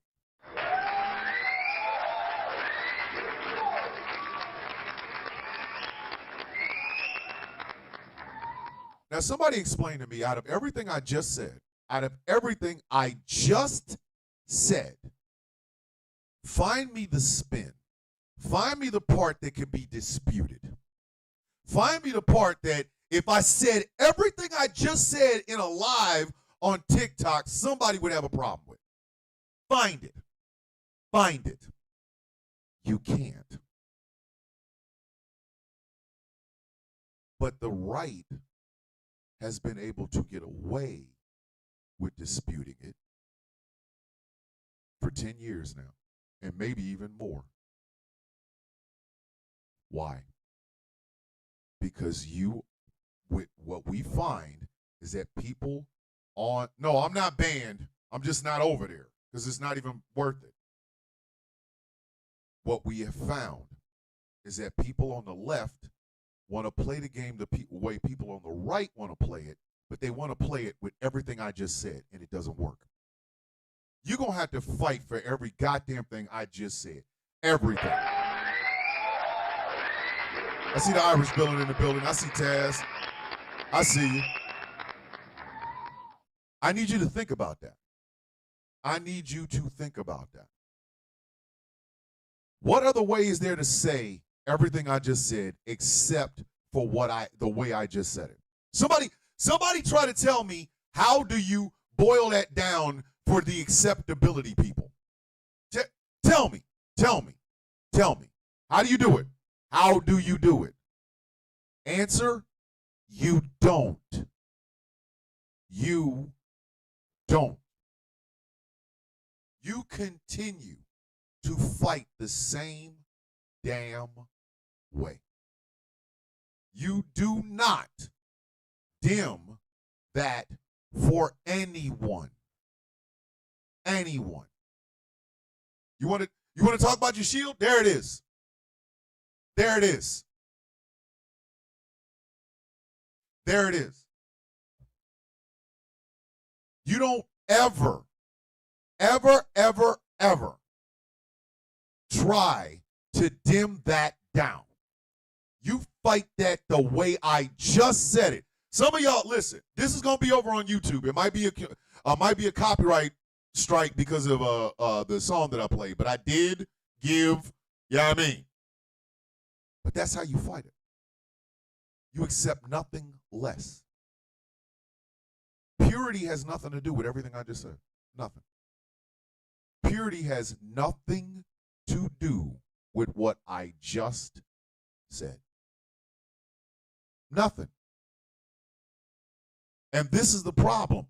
They're going to put an empty suit in front of Democrats that literally everything I just said is going to be a slogan, because they're not going to stand on it. Because that's the other half of it, kids. That's the other half of this. It's not just saying it, it's doing it. It's not just saying it, it's doing it. That's the other half. That's the other half. Ladies, if you truly want to have solidarity across all women, the very first thing women have got to stop doing, and I'm not saying, let me rephrase that. White women, if you want solidarity across all womanhood, the very first thing you got to do is stop looking at shit from individualism and look at it as a collective. When you fight for women's rights, you got to fight for women's rights of women you don't know, you've never met, and you probably never will meet. But you're fighting for them anyway.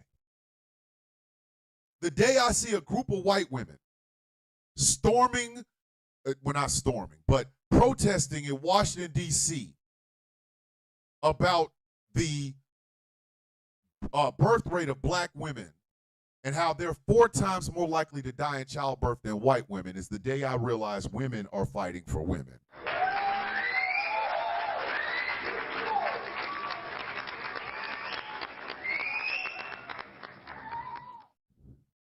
My Wolfie account will not let me back in. I did not log out. That's crazy as hell, Wolfie. Now you understand why I'm doing this show over here on YouTube and doing it on Substack, because I'm not even trying to deal with that shit. I'm going to say it. Let me say it again.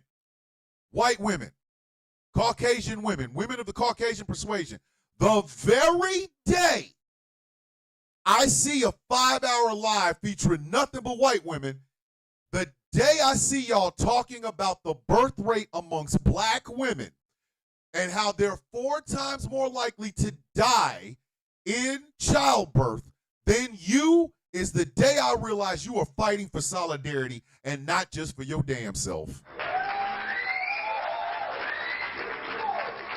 T ordered a Mother F Donald John Trump Club t-shirt and she got it. Yes! Yes! The day I see white women hosting 5-hour lives talking about the statistics of missing and murdered indigenous women and how they're raising money for organizations that combat that, is the day I realize women are fighting for solidarity. The day I see white women rejecting the notion that their standard of beauty is the only beauty standard that should matter, is the day I realize white women are fighting for all women. Women's solidarity. A lot of white women don't want to do it. A lot of white women don't want to do it because it requires them to put themselves in a place they're uncomfortable with, which is outside of the spotlight. Y'all, I posted this on TikTok. The white woman that literally got out of her car and shat on another person's car. And then had the nerve to have an excuse for it. The white woman who is still raising money off of calling a black kid the N-word. White women, those aren't your ops, that's your mirror.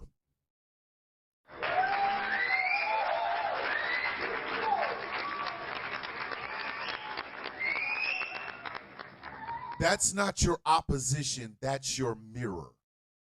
And just like any mirror, if you look and don't like the outfit or don't like the face or don't like the hair, you can change it. You can change it. A white woman literally got out of her car, pulled her dress up, squatted, and shat all over another damn woman's car. That is the face of white woman. The only way to change that face is to accept that it's there and fight it. That's not woman solidarity, because guess what? The car she shat on was of another woman.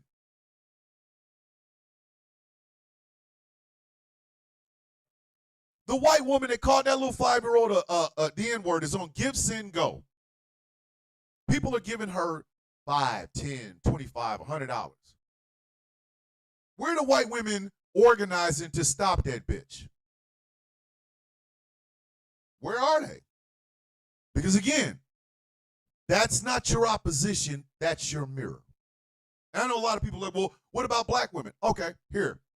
You want something for black women? Here's something. Black women, look at me. Look at me. You are fighting, and I get that.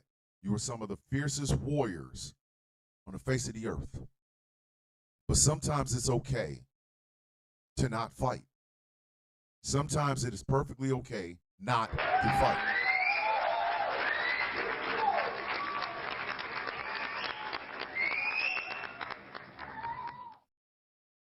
Sometimes it's okay. Don't. Do you. Ignore that. You see it. You hear it. You see them talking about it. Walk your ass the other way. Walk the other way. Walk the other way. Because it is not worth destroying your mental health to get into fights with people who are less than you. That's what I really genuinely want you to focus on. You are fighting battles against bitches that, quite frankly, they can't even stand in your shadow. You do understand that. You are dumbing yourself down. Magpie's in the building. You are dumbing yourself down to have battles with bitches that cannot even stand in your shadow. So why would you? You see him on social media, scroll. Just keep moving because it's not even worth it. You're wrecking your mental health, and that is a problem. I need y'all to understand that's a goddamn problem. That is a problem. That is a problem. Black women's mental health is always put in a back burner. It's never talked about. Y'all go through hell. Stop fighting some of these bitches. Stop. If it's a black man talking shit about black women, stop talking to him. You already know how he feels. You already know how he feels. There's no argument you're going to make that's going to make it any goddamn better. Leave his ass where you found him. There's a video of a black man going up to these black women while they're eating dinner, calling them all kinds of bitches and shit. You know the best way to get him out your face? Stab him in the leg. Stab his bitch ass in the leg. I know you won't do it again. Right in the leg. Listen, hit him with the prison shank. Right in the leg. Well, you black bitches. Why you stab me? Because I'm a black bitch and black bitches stab people.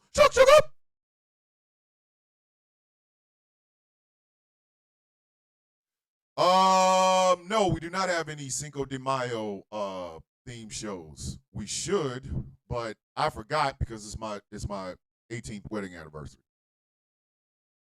Black women, you see some shit like that in real life, throw some hot shit on them. Listen, if you are sitting at Waffle House enjoying a big-ass plate of hot grits and some black man rolls up on you talking that bullshit, throw them grits in his face. Give him the Al Green. Give him the Al Green.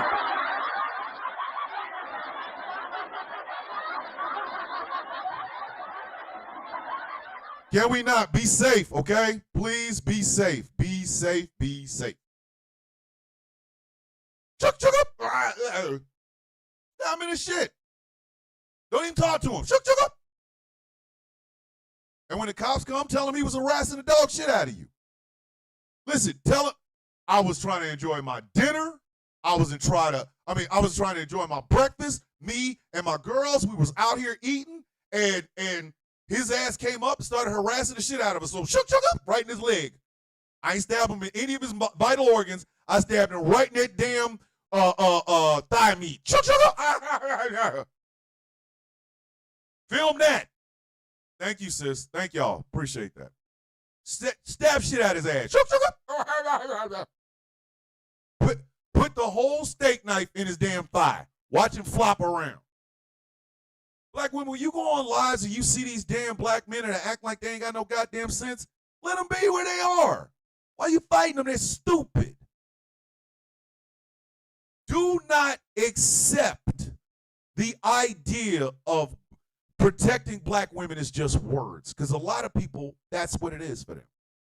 You got to get on TikTok or YouTube or Instagram or Snapchat day after day after day after day to declare your protection of black women. Or you can do what I do. Protect black women. Dead ass.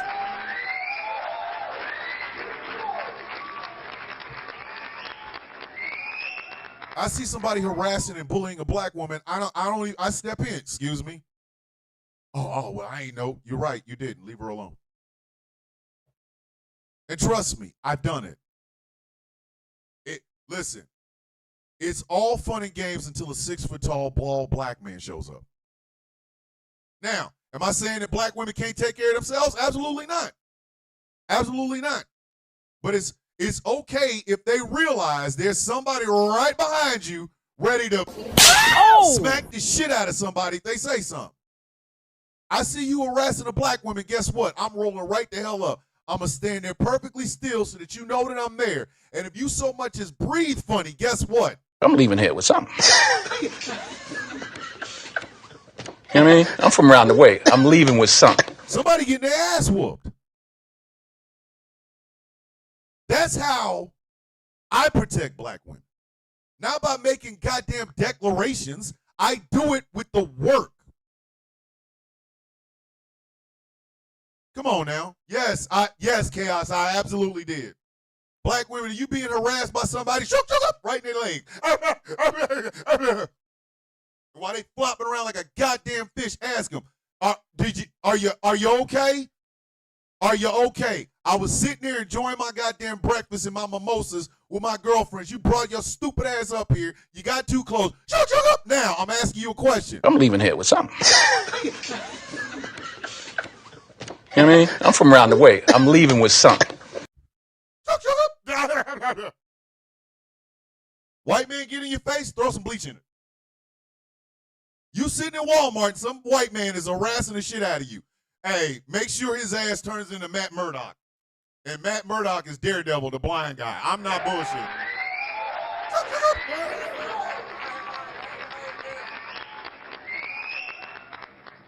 It's all fun and games till you can't see your dick or anything else. Now your ass walking around with goddamn Stevie Wonder glasses up. I should have left that black woman alone. I was wrong, and now I can't see. Bet you won't do it again. Start giving these some bitches exactly what they deserve. White men, I'm going to tell you a little secret. You going to rugged individualism your dumb ass straight to death.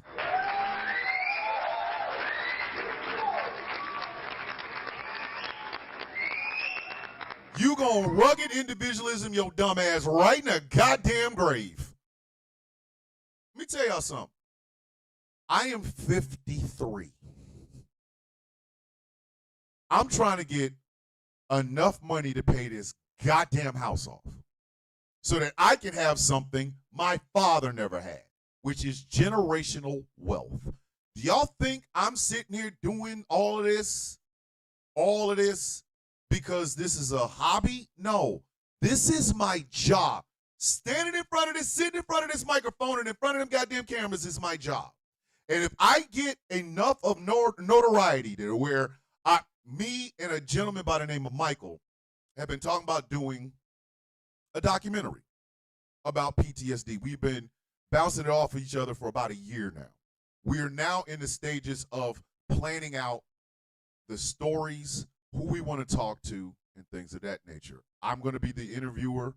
Michael is going to be the film guy. And his production company and my production company are going to jointly put this out. Now, let's say I make enough money off of that to where I can pay off this house. Let's say I make enough money off of making a documentary that I can pay off this house. Hold on. KJ's honestly, this is your favorite. You were supposed to be at Motor Pool Monday?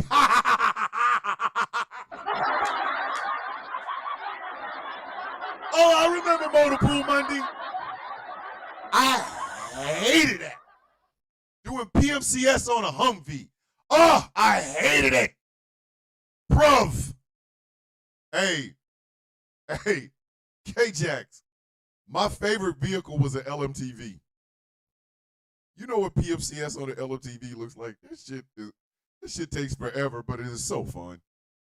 It is so fun. Hey, Dave, my wife actually talked to me about that. She was like, you should go to Washington, D.C. for the rally. Nah, I'm as disabled as you, friend. Thank you, K-Jax. Hey, Motor Pool Mondays, baby. Fucking formation, excuse my French, but formation in front of the Sergeant Major. He telling us, hey, it's Monday. Don't do anything stupid. Followed by, let me get up underneath this vehicle. Can't stand this shit.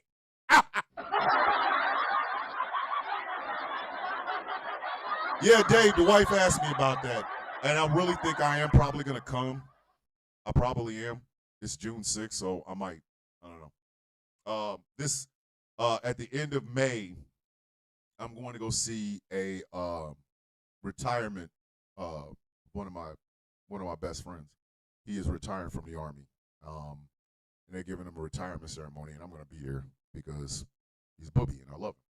So I'm just saying, white men, you gon' mess right around and rugged individualism your ass into an early goddamn grave.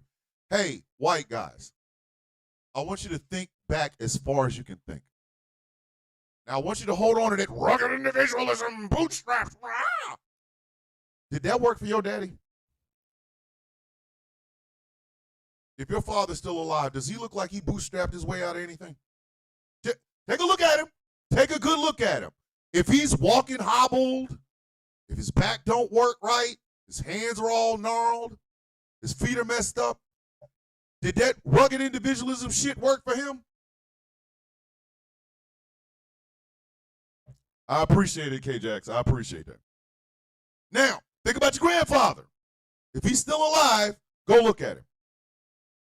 Look at his back. Look at his muscles. Look at his shoulders. Look at the difficulty he has walking or the difficulty he has doing anything. Did that rugged individualism shit work for him? Have you heard stories about your great-grandfather? Did that rugged individualism shit work for him? Are you picking up what I'm putting down? You know what I mean? Are you understanding what I'm saying? Because guess what? You were probably working a hard job, whether it's in an office or out there using your hands, and you're going to go home and you're going to feel like dog shit. But you're going to realize all that work you did probably still isn't going to pay for your bills. So sometime tonight, you're going to discover that rugged individualism don't mean shit in this country.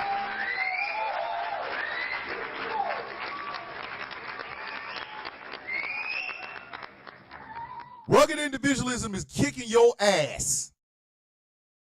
Now, once you figure that out, once you have figured out that rugged individualism is not helping, is it going to occur to you that maybe, possibly, if you let go of that rugged individualism and reached your hand out in brotherhood to other men, that maybe we all can make your life better? Your life, my life, the Mexican man's life, the Jewish man's life. Do you think maybe possibly we could all fight for the same thing?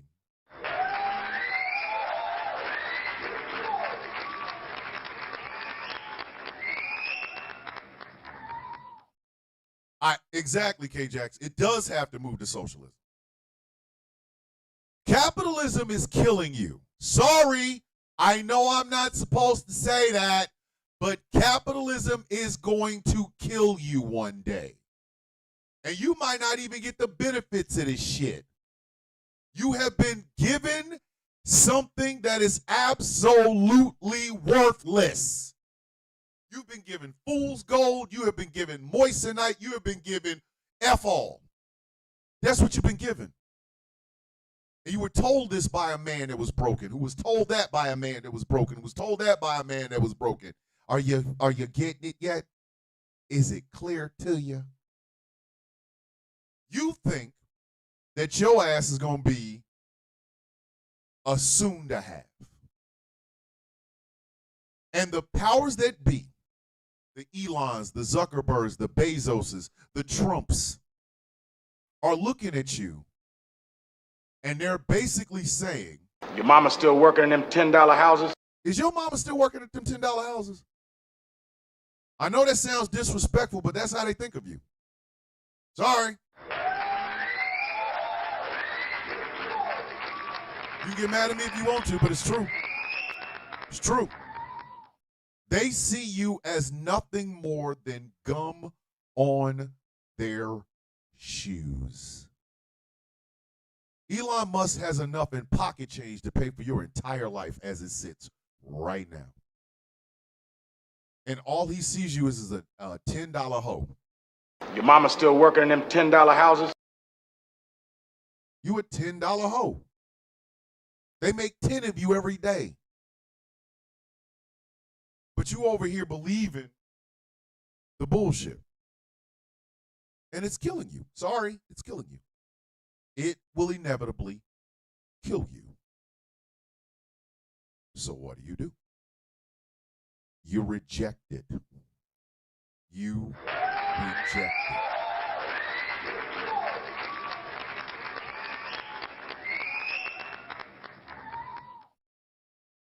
You reject it.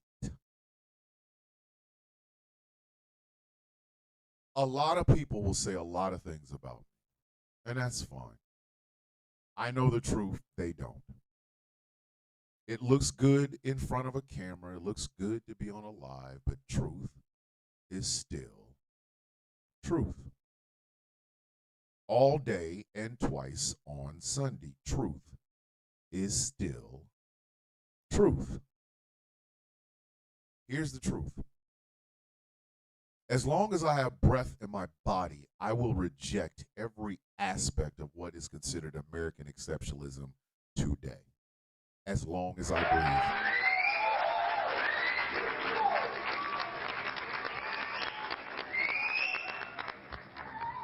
I don't want to be a part of the millionaire, billionaire class. I just want to pay off my house and leave a legacy for my grandkids. I want my daughter to always be protected because out of the 8 children my wife and I have, she is literally the most vulnerable. I want my grandkids to be able to come to Grandma and Baba's house, whether I'm here or not, and celebrate. I want them to be able to go out to the office or to the barn and see this is what Baba used to do. I want somebody to pick up this microphone after I'm gone. I don't want to be rich. I don't want to be amongst the rich. Those people suck. I would never. If I became rich, I ain't changing. I'm 53 years old. I don't get this idea that, oh shit, I got me about $1 million, let me change. You out your goddamn mind. Half the time I don't like humans any goddamn way. You give me $1 million, guess what? I'm a millionaire that still don't like humans. Still, like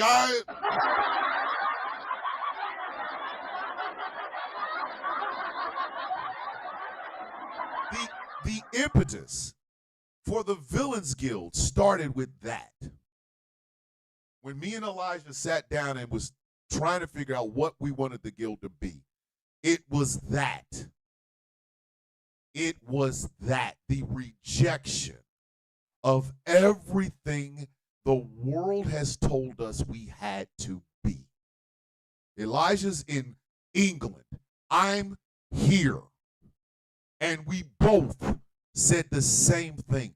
The rejection of everything that the world has told us is right and normal. That we should run and chase the dollar rather than loving someone. We should put on a facade because the camera's on rather than being the person that we always are. We've got to tone it down for this crowd, but we can raise it up for this crowd. Nah. I'm gonna be me. I'm gonna be me. Me. And I know that there are kids that got up this morning And the only 2 meals they are guaranteed to have are breakfast and lunch, and it's only because they get it at school. I know right now there is a person on disability who is looking at their check, looking at how much they're going to get, how much they have, and they're realizing it might not be enough to pay their bills and take care of their family. That they need government assistance like WIC and TANF and food stamps. They need them. And our government could do it, but we're too busy giving $1 trillion to the goddamn military, but none of it is going to trickle down to the men and women in uniform to begin with. It's going to be for defense contractors and new systems that we can sell to other countries. We can take care of each other, but we're not going to do it by pretending this shit doesn't exist. The impetus for the Villains Guild started right there. And throughout 5 years, I have watched as people who do not have the best intentions to begin with are only in the guild because I have 1 million followers on TikTok, who stand for nothing but want to use the hashtag because it's a cool hashtag. And some of them bastards should have been out here in the first place. Some of them should have been out here. They should have been gone. I should have kicked them out my goddamn self. I should have rejected them when they said, oh, he's a member of the guild. No, you're not. No, you're not. You're not a member of shit. You are not. I want to take this fight as far as I possibly can because I got a lot more good years behind me than I do in front of me. Now it's about legacy. Now it's about what good did I do after I took the uniform off. Was I using my voice for my own gratification, or was I using my voice to make uncomfortable conversations normal? That part. That's why I cannot in good conscience be the person that does the flowery, I can't do it, y'all. I'm sorry. I cannot do it. I cannot be the person that tells you what you want to hear. My heart and my soul will not allow me to do that. I have to tell you what you need to hear. I have to. I ain't got no choice in the matter. I'm not built to stand in front of you and give you an airbrushed, empty goddamn suit. Martha and Robert would roll over in their graves if I did. I am my mother and father's son. I have to be. And I understand the struggle. My father walked out when I was 11 years old. My mother raised me in Section 8 housing on food stamps while she took 3 goddamn buses to go all the way across town to clean up after nasty-ass people in hotels. And then she left there, went to her second job. My mother would come home at 11:30 at night and get up and do it all over again at 4 or 5 in the morning. I don't have it in me to give you falsities. I don't have it in me to give you bullshit. All I have is the truth, nothing more. And it's not going to come out the way you want it to. It's not going to come out in the parlance you want it to. It's going to come out as raw as it possibly can because guess what? Flowery is what got Donald Trump in the White House in the first goddamn place.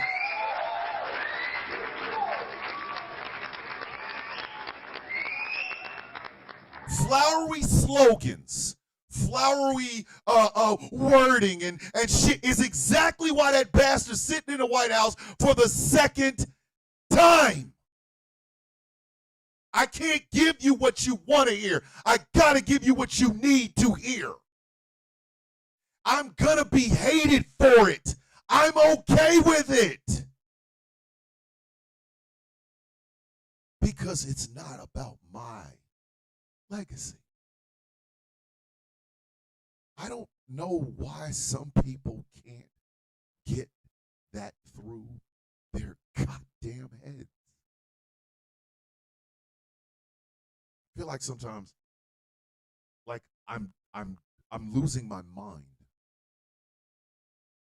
That's what I feel like. Because here I am, saying exactly what I have been saying for 5 years.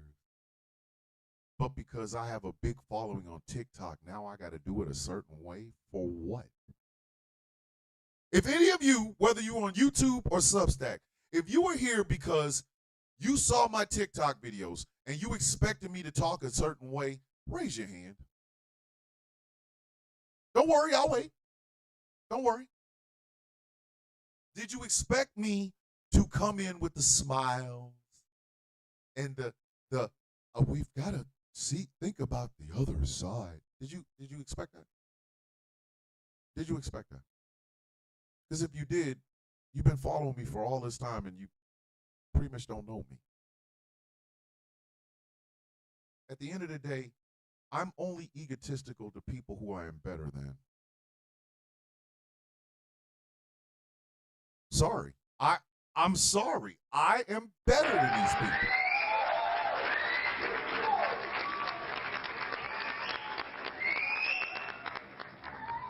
I'm better than some of the people on the left. I am. Do you know why I was not on the Un-F America tour? You really want to know the truth? I was never asked. Nobody ever reached out to me and said, hey, you have 1 million followers. You want to be on this Un-F America tour? Nobody asked me that. Nobody ever asked me. Now, do you know why I think they didn't? Because I'm uncontrollable. If you're following Charlie Kirk to Texas A&M, I'm not the person you put in front of Charlie Kirk. I'm not. I'm going to burn his ass. I'm coming for heads. You don't put me on a tour because I'm coming for that ass. If you put me in front of Charlie Kirk, bitch, I'm not coming to play nice. I'm coming for that ass. I'm coming for that ass. Put me on an Un-F America tour. Oh, look, okay, we're going to get you to debate Charlie Kirk. Guess what? You got to bring ass to get ass. You got to bring ass to get ass. Charlie Kirk is less than me. I'm not debating that jackass. That requires me to come down to his level. You watch your rabbit ass mind. Nah, bro, come to my level. You can't get here. You got this, Ash. You got this. Ash has a job interview today. You got this. You got this. I want y'all to understand that. I'm not dimming my goddamn self for this stupid ass or anybody else for that matter. Officer Tatum, sit your stupid ass down. A god has walked in the room. Candace Owens, I'm blacker than you've been your whole life. You've been over here tap dancing. Bitch, I ain't never done no tap dance. Sit your stupid ass down. Hodge twins, y'all are just swole meat for no reason whatsoever. Goddamn ever. Sit your big dumb asses down.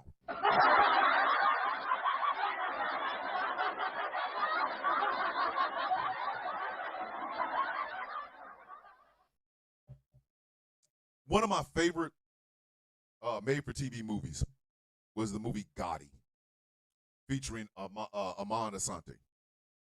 I love that movie. You can find it on YouTube. That's the crazy part. You can find that movie on YouTube. Go watch it. Go watch it. In the very beginning, he's talking in jail. And one of the things he says is, they wanted me to be something I'm not. And the guy he's talking to says, humble. He said, yeah, humble. Humble. They wanted John Gotti to be humble. John Gotti's like, no. No. I'm the head of the Colombo family, bitch. What is humble? What is that? What is humble? I'm the head of one of the largest criminal enterprises in American history. The F you mean I'm going to be humble to who?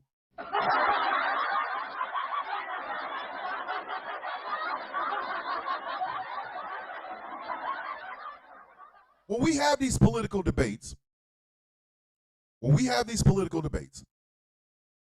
lot of us want to come in on their level. Why? Why? I'm genuinely at why? Why should we?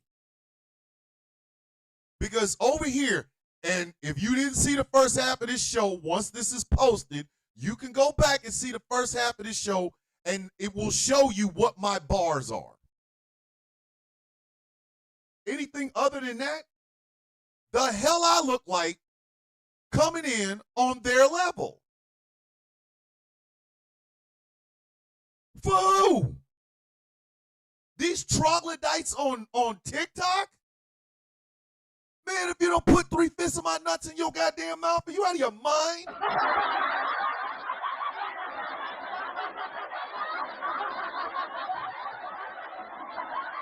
If I show up in your life, please understand, you can have 4-5 maggots on there. Guess what I'm coming in as?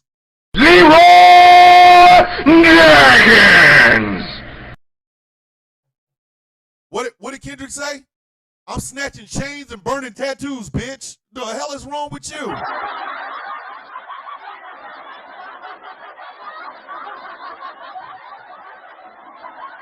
The left is dumbing itself down for these assholes? For these people. You are dumbing yourself down for them.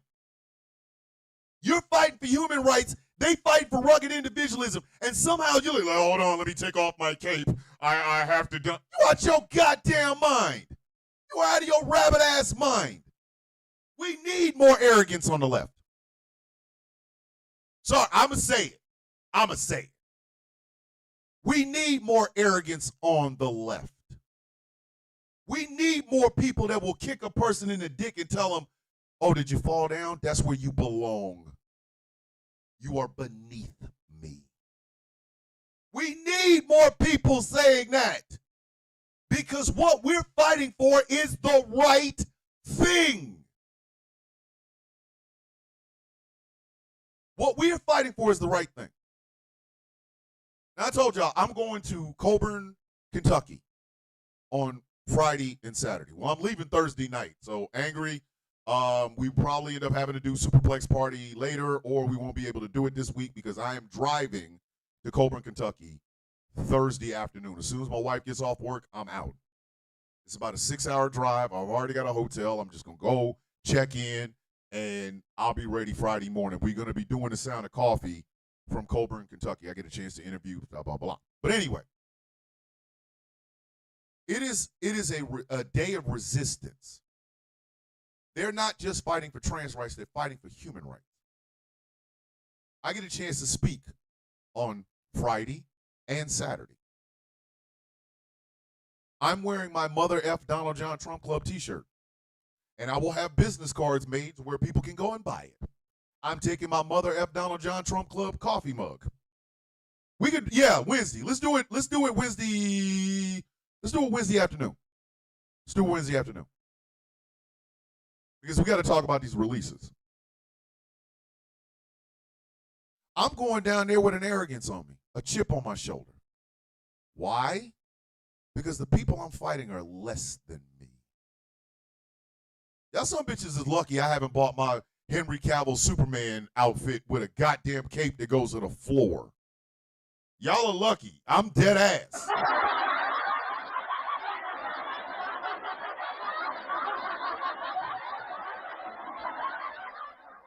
I'm going to Kentucky. Exactly, April. My existence is resistance. There will be shirts that say that. My existence is resistance. My existence is resistance. So whether it's a live on TikTok or in front of a crowd in Colburn, Kentucky, I'm going there with an arrogance because I know what I'm fighting for, and I know why I'm fighting, and I know I'm on the right side of the fight. That is the part a lot of people don't like.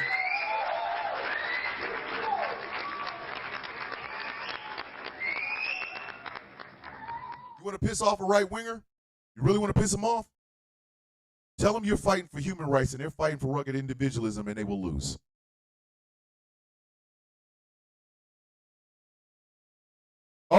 Oh, Goddess Maeve, I'll take care of that. Don't worry about it. I got it. I am literally better than these people. I'm better simply by virtue of what I fight for. I am better than them by virtue of what I fight for. I am fighting for coal miners in West Virginia. They don't know me, and a lot of them probably wouldn't like me, but I'm going to fight for them anyway. I fight for every child on a reservation. They don't know me, but I fight for them anyway. I fight for every veteran that currently sits in a nursing home, almost forgotten for the things that they've done. They might not know me, but I fight for them anyway. I fight for the single mother on the south side of Chicago who is trying to give her children the best life possible while she works and they go to school. She might not know me, but I fight for her anyway.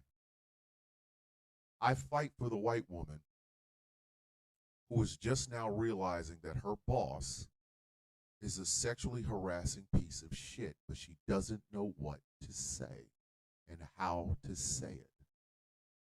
She might not know me, but I fight for her anyway. I fight for the Mexican immigrant that is currently in fear of being deported back someplace where they risk death. They might not know me, but I fight for them anyway. I will not give you flowery. I will not do a whole list of the things that I do for the communities that I believe in. I don't have to. I will not tell you who I voted for. Eat my cock. I will not tell you what education I have. Suck these nuts. I will not dumb down myself simply because you can't keep up, bitch. Either get better shoes or sit your dumb ass on the porch. I fight with an arrogance that a lot of people find to be disgusting, but I find to be refreshing because I know what I'm fighting for. There has never been any ambiguity about what I fight for. When I fight, SC, be safe with your assless chaps having ass. When I fight for my autistic daughter, I fight for every child with autism. I ain't got to walk around parading it. I'm telling you, that's what I do. That's what I do. I fight for the rights of people with autism. Boom. Do I need to quantify it? Quantify these nuts. I never have to quantify my shit. I don't. I fight for black women. I ain't got to quantify that shit. I fight for black women. And it's not something I got to go around parading. I'm going to tell you what I do, and that's going to be the end of it. I don't owe you anything else. I don't owe you a tap dance show. I don't owe you, oh my goodness, look at me. I'm fighting for black. No, I go out and fight for black women, and I keep my goddamn mouth shut. I battle ignorance. I don't sit around and celebrate it. I don't sit around and act like ignorant ass people are on my goddamn level. No, you're not. You need to be. You need to be. If I'm wrong, I will correct myself. If I am wrong, I will correct myself. But I have a true north. That true north, above everything else, is the fight for human rights.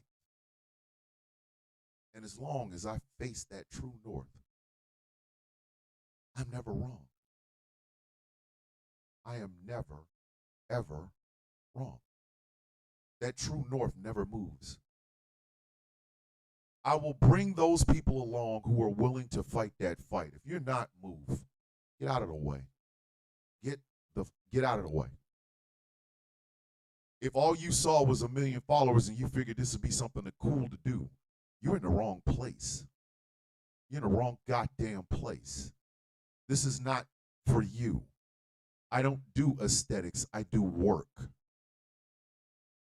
The people that are in my circle, I expect them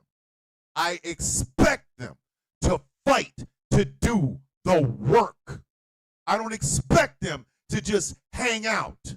I expect them to fight and do the work. Anybody outside of my circle, when they see me, when they see the Villains Guild, what they see is the work, not the goddamn aesthetics. Is that egotistical? Yeah, it is. Because I'm still facing my true north. You just don't like the way I do it. Well, I'm sorry. I am perpetually sorry that you can't keep up. You cannot keep up. That's all it comes down to. I'm not doing the dumbing down for dumbasses. I'm not. Sorry. I don't need to. One of my favorite phrasings came from a Tom Wolfe book. Never read the book. I tried to watch the Netflix series about it, but I haven't gotten all the way through it. It's called A Man in Full. I love that. I love that. A Man in Full. I have literally made it to where that is the only goal I strive for. To be a man in full. The men that I call my brothers, I expect that out of them. I expect that out of them. Not for my benefit, not for my ego, but for them. Because they know what their failings are. And they know they can overcome them. So why would I not expect that from them? I don't care where you are in life. You can always be better. You're going to make mistakes. Expect it. But while you're expecting those mistakes, also expect the satisfaction of knowing you are becoming the best version of you. I will cajole, I will harass, and I will bully white men into being better than they have ever been. That they reject the idea of rugged individualism and believe in the idea of collective. That they are holding each other accountable to not to erase the past, but to learn from it and become better going forward. And that they teach their sons and any other male, little boy, teenage men, whatever, in their presence to do the same. Not to wallow in their stupidity, but to rise above it. I will challenge every white woman to listen more, talk less, and stop wanting to be in the center of something. Because the only way we're going to fix this is with raw honesty, raw understanding, a fierce, I tell you, fierce need to fight for the rights of human beings, and a rejection of anything that gets in the way of it. It ain't gonna be pretty, kids. It's not gonna be pretty. And you know what? I wouldn't have it any other way. So yeah, I am arrogant. I am egotistical. I am. But do you know why I can say that? Because I know what I'm fighting for is not about me. It's about we. We. Not me. We.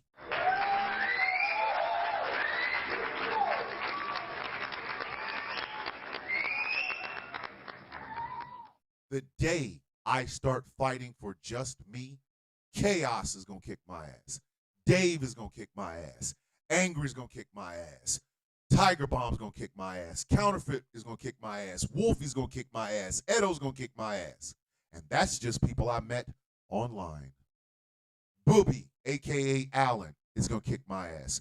The greatest man I have ever known in my life, my brother Rocky, will kick my ass. My cousin Curtis, and my cousin Rashay, my cousin TT, my cousin Isaiah, my cousin Matt, my cousin Omar, they're going to kick my ass. I will be held to that standard because of the men that I have managed to bring into my life that hold me accountable. The sisters that I have brought into my life will hold me accountable. DJ will hold me accountable. Taz will hold me accountable. Miss Mackey will hold me accountable. Linda will hold me accountable. Beverly will hold me accountable. Martha will hold me accountable. Lorraine will hold me accountable. My sisters will hold me accountable, which makes me a better man because they did it. And I will go into your lives. I will show up at your rallies. I will speak wherever you want me to speak. But understand, I'm not dumbing down a goddamn thing. I'm not. I refuse to. Is that arrogant? Yes. Is it egotistical? Yes. Am I going to change? You are out of your rabbit ass mind. Hell no. Hell no. Hell no. Listen. Get your ass and hide the Bible if God watching. That's my motto. That's my motto. I'ma come in like goddamn Achilles. And by the time I'm done, I'm gonna be walking around looking going, Is there no one else? is there? Because at the end of the day, what I fight for, you can't argue with. You can't. Unless you're a complete and utter prick, you can't argue with it. Can you? Oh, he's fighting for human rights. Let me find a way to not fight for you. How? How do you do that? How? How? How do you fight against a man that fights for human rights? I mean, you can try, but all you're going to get from everybody is, sit your dumb ass down. Sit down. Sit your dumb ass down. I don't dim my shine for these dumb ass people. The left side of the political aisle in this country wants you to dumb down everything that you are, everything you have been, everything you can be for people that can't keep up. And what did Snoop Dogg say in the Chronic, the original Chronic? If that bitch can't swim, she bound to drizzle. If that bitch can't swim, she bound to drizzle.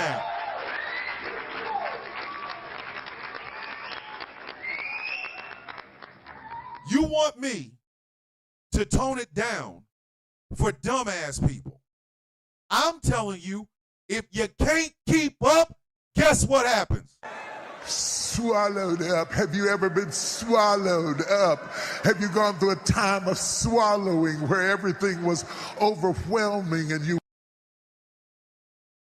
don't get me to not be me because your funky ass can't keep up. That is where the Un-F America tour went wrong. That is where a lot of leftists have gone wrong. That's where a lot of people on the Democrat, liberal, progressive, far left side have gone wrong. They seem to believe that this is about us trying to find common ground. Let me tell y'all something. If they can't keep up, the common ground is you standing over the top of them. If they can't keep up, the common ground is you on top and them under the dirt.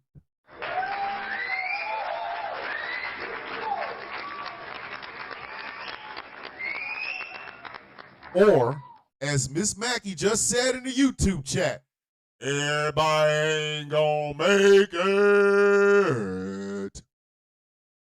They ain't gonna make it. F them. They ain't gonna make it. Stop trying to come back for them. Your truth is the only truth that you are required to carry with you. I'm in this show on some fire. Y'all better, you better get some flame retardant pants. I'm about to end this show on some fire. Listen, if your ass can't swim, you're bound to drizzle. You might want to move. Because I'm about to end this show on this. You got to bring ass to get ass. I'm about to tell you. Let me go ahead and prepare you because these flames is coming. You are not required to play nice with people that want to see you dead.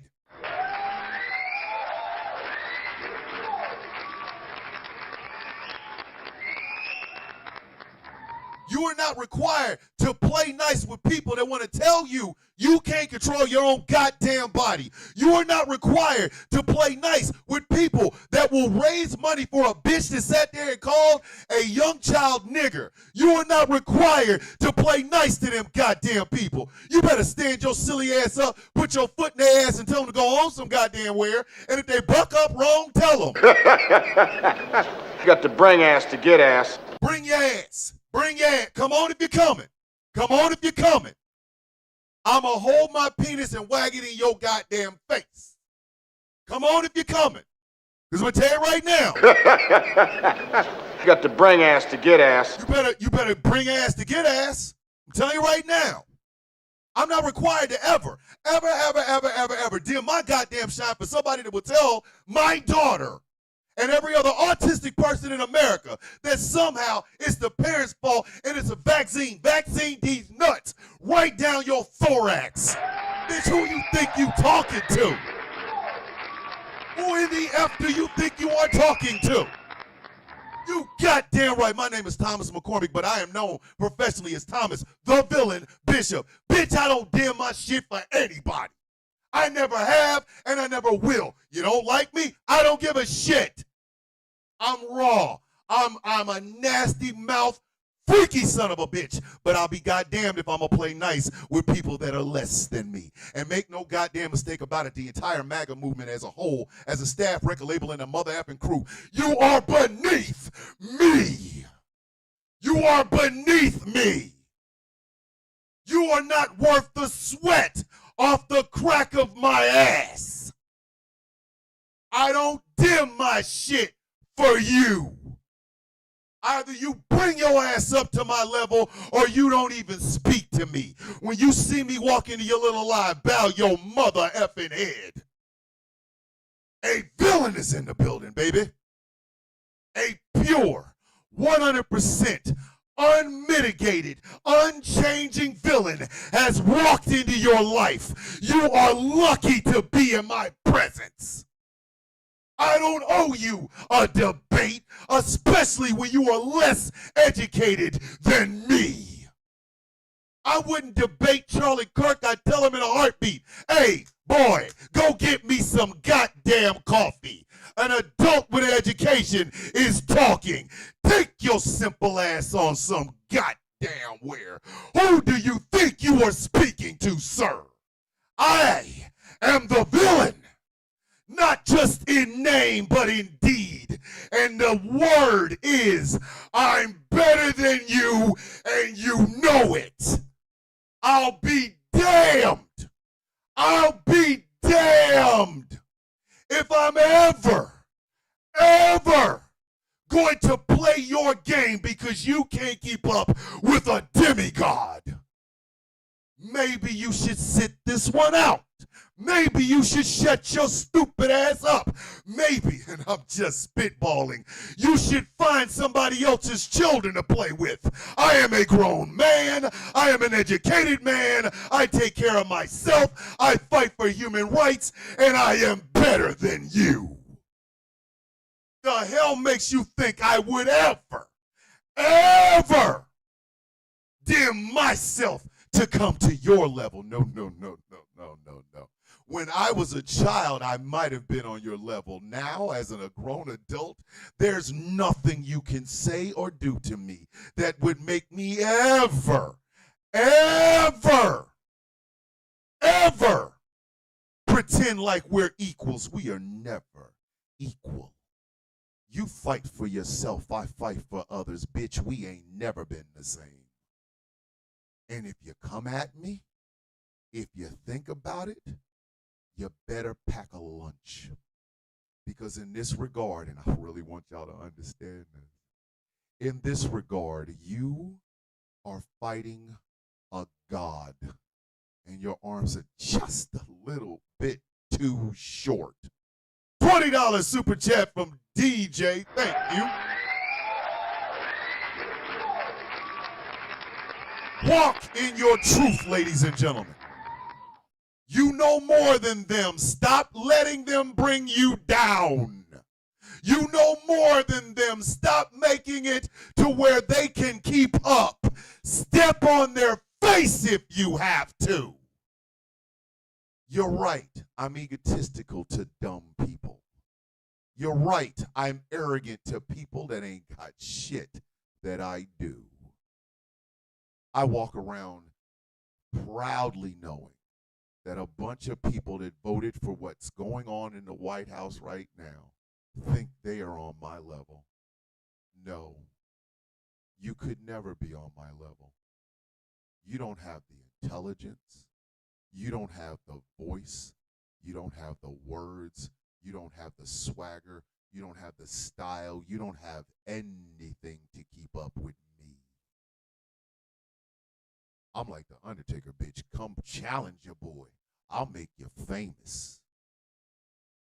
I would have never, ever try to debate Charlie Kirk, bitch, I wouldn't talk to you. You are beneath me, sir. You are beneath me. What the F makes you think I would ever dim my damn shine because your ass is a Morlock that hates the light? Y'all better stop dimming your shit for these people. Y'all better stop dumbing yourself down for these dumbasses. And y'all better stop and reject anybody who stands on your side of the political aisle that wants you to do just that. You walk amongst stupid people as an educated person. There's another line. There's several lines out of the movie Network that I absolutely love. It's one of my favorite films. Howard Beale, the main character, the one that everybody remembers is I'm as mad as hell and I'm not going to take it anymore. But there was words before that. He said, I don't know what to tell you, but first you got to get mad. You got to say, I'm a human being, God damn it. My life has value. These people are an illusion. Sycophants, butt sniffers, throne throbbers. That's what they are. MAGA sword swallowing, nut hugging sons of bitches. Conservative intellectual is the funniest words I've ever heard in my entire life, as if that is an absolute thing. It is not. How you gonna be a conservative intellectual? Bitch, that requires you to be intelligent, and intelligent people aren't conservatives. When you walk in a room, I don't give a shit if it's at your family's house. I don't give a shit if it's your coworkers. I don't give a shit if it's alive. I don't give a shit if it's a church, a picnic. You dim your shine for them damn people, they have won.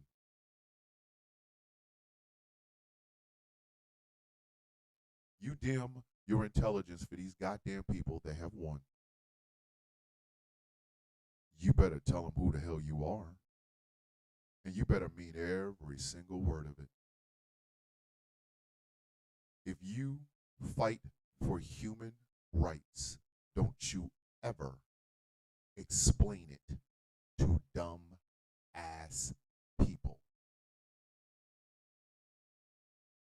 And you know what? Demand that of the people that want your vote. Demand that of the people that want to lead you.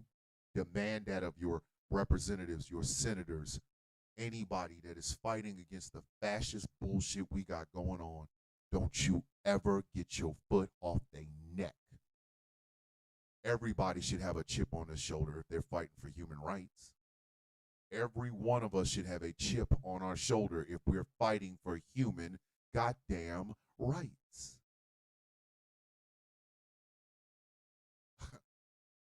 You're right. All of you who said I was arrogant, egotistical, and narcissistic, you're right. And dumbass people know it. I told y'all, favorite comic book of all time was Empire. Main character, main villain was named Golgoth.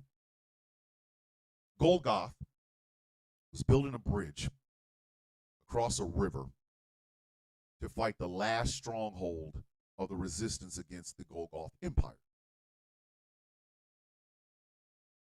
One of the guys that worked for him, a lieutenant, said, why are we building this? Why? We have technology that can just beam us over right there. We could have this done in 30 minutes.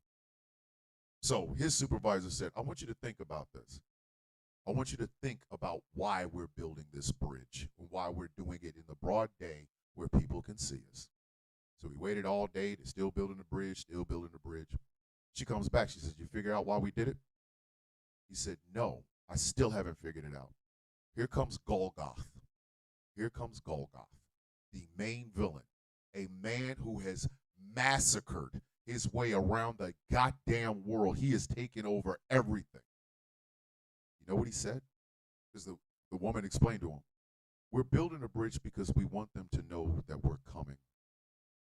And he's like, well, why would we do something stupid as that? Here comes Golgoth. And he says, because we want them to know that we're coming. And there's not a damn thing they can do about it. I love that line. I love that line. One day I'm going to bring that book in so I can read exactly what it says, but that is one of my favorite lines in comics. We want them to know we're coming, and there's nothing they can do about it. Live your life with that knowledge. You are better, you're stronger, you're faster, you're smarter, you're more intellectual. I don't care where you are in the world. If your true north is fighting for human rights, wherever it is, walk into the room with that arrogance. And when they ask you why, you tell them, because I'm better than them and there's nothing they can do about it. I'm not dimming my shit for dumb people. You better bring ass to come get this ass. But I promise you, you won't like it when you get here. I am better than you, and you know it.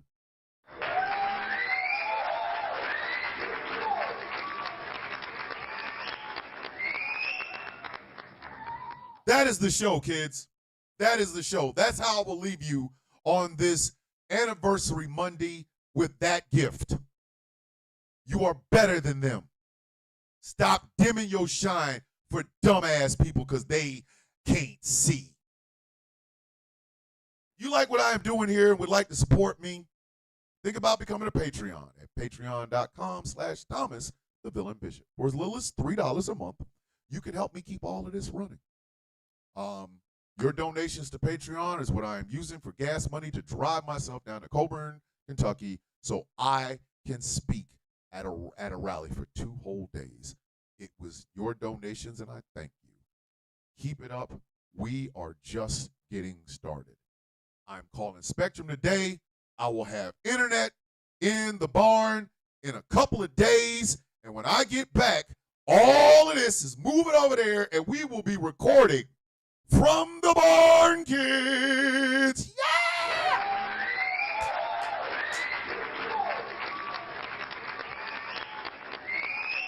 And it is because of you. It is because of you. I want y'all to see the progress. I even got a new camera. Thanks to you. Think about becoming a Patreon at patreon.com/Thomas the Villain Bishop. This show has been brought to you in part by Smooth California. Go to smoothca.online. Pick up some skincare products that will make you look and feel 100% your absolute self. And remember, they're all natural. I'm coming up with a code. We're going to be able to get you guys some money off of your purchase. Go to smoothca.online. This show is brought to you in part by Melanated Excellence, a celebration of the melanation. But remember, you don't have to be melanated to be a part of the celebration. melexcellence.com. And finally, this show is brought to you in part by Something Black Made. Go to somethingblackmade.com and check out some of the incredible clothing that they have over there. Leatherman's jackets for high school dropouts. Trust me, you will understand. Go to somethingblackmade.com and check it out. The Sound of Coffee Shop is open 24/7. It is time for y'all to stop hiding in the shadows. It's time for y'all to tell this piece of shit president and his piece of shit cabinet exactly how you feel about them with an original Mother F Donald John Trump Club t-shirt. You can get a coffee mug that says Mother F Donald John Trump. Get them, drink out of them, let them know how you feel about good old Trumpy Trump. Go over to The Sound of Coffee, all one word, shop.fourthwall.com. What is it that we say every single day on this show? My beloved coffee beans. This is how you start your good day. May your day be as sweet as the coffee in your cup. I love you guys. Don't ever think otherwise. You are the reason this show is as hot as it is. It's always about the coffee beans. I just get a chance to talk into a microphone and in front of cameras and entertain the shit out of y'all for about 2.5 hours. It's always my honor. It is always my privilege. It is always humbling that anybody would want to watch this show. I love every single one of you, and I mean that from the depths of my soul. I do it for y'all. The OCB, the original Coffee Bean, does this show because of you. You acknowledge the OCB every day, and I thank you for it. So, ladies and gentlemen, boys and girls, children of all ages, this has been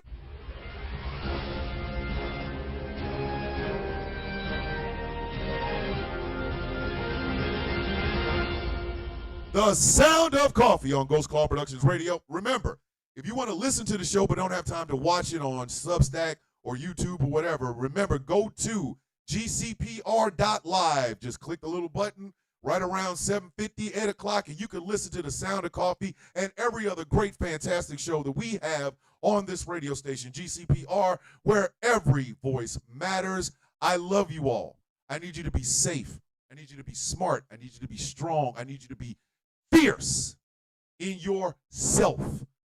Remember your true north and never forget it. And remember, I am rooting for you. This ain't about me. It's about we. Remember, we, not me. I love y'all. I will see you all in the morning.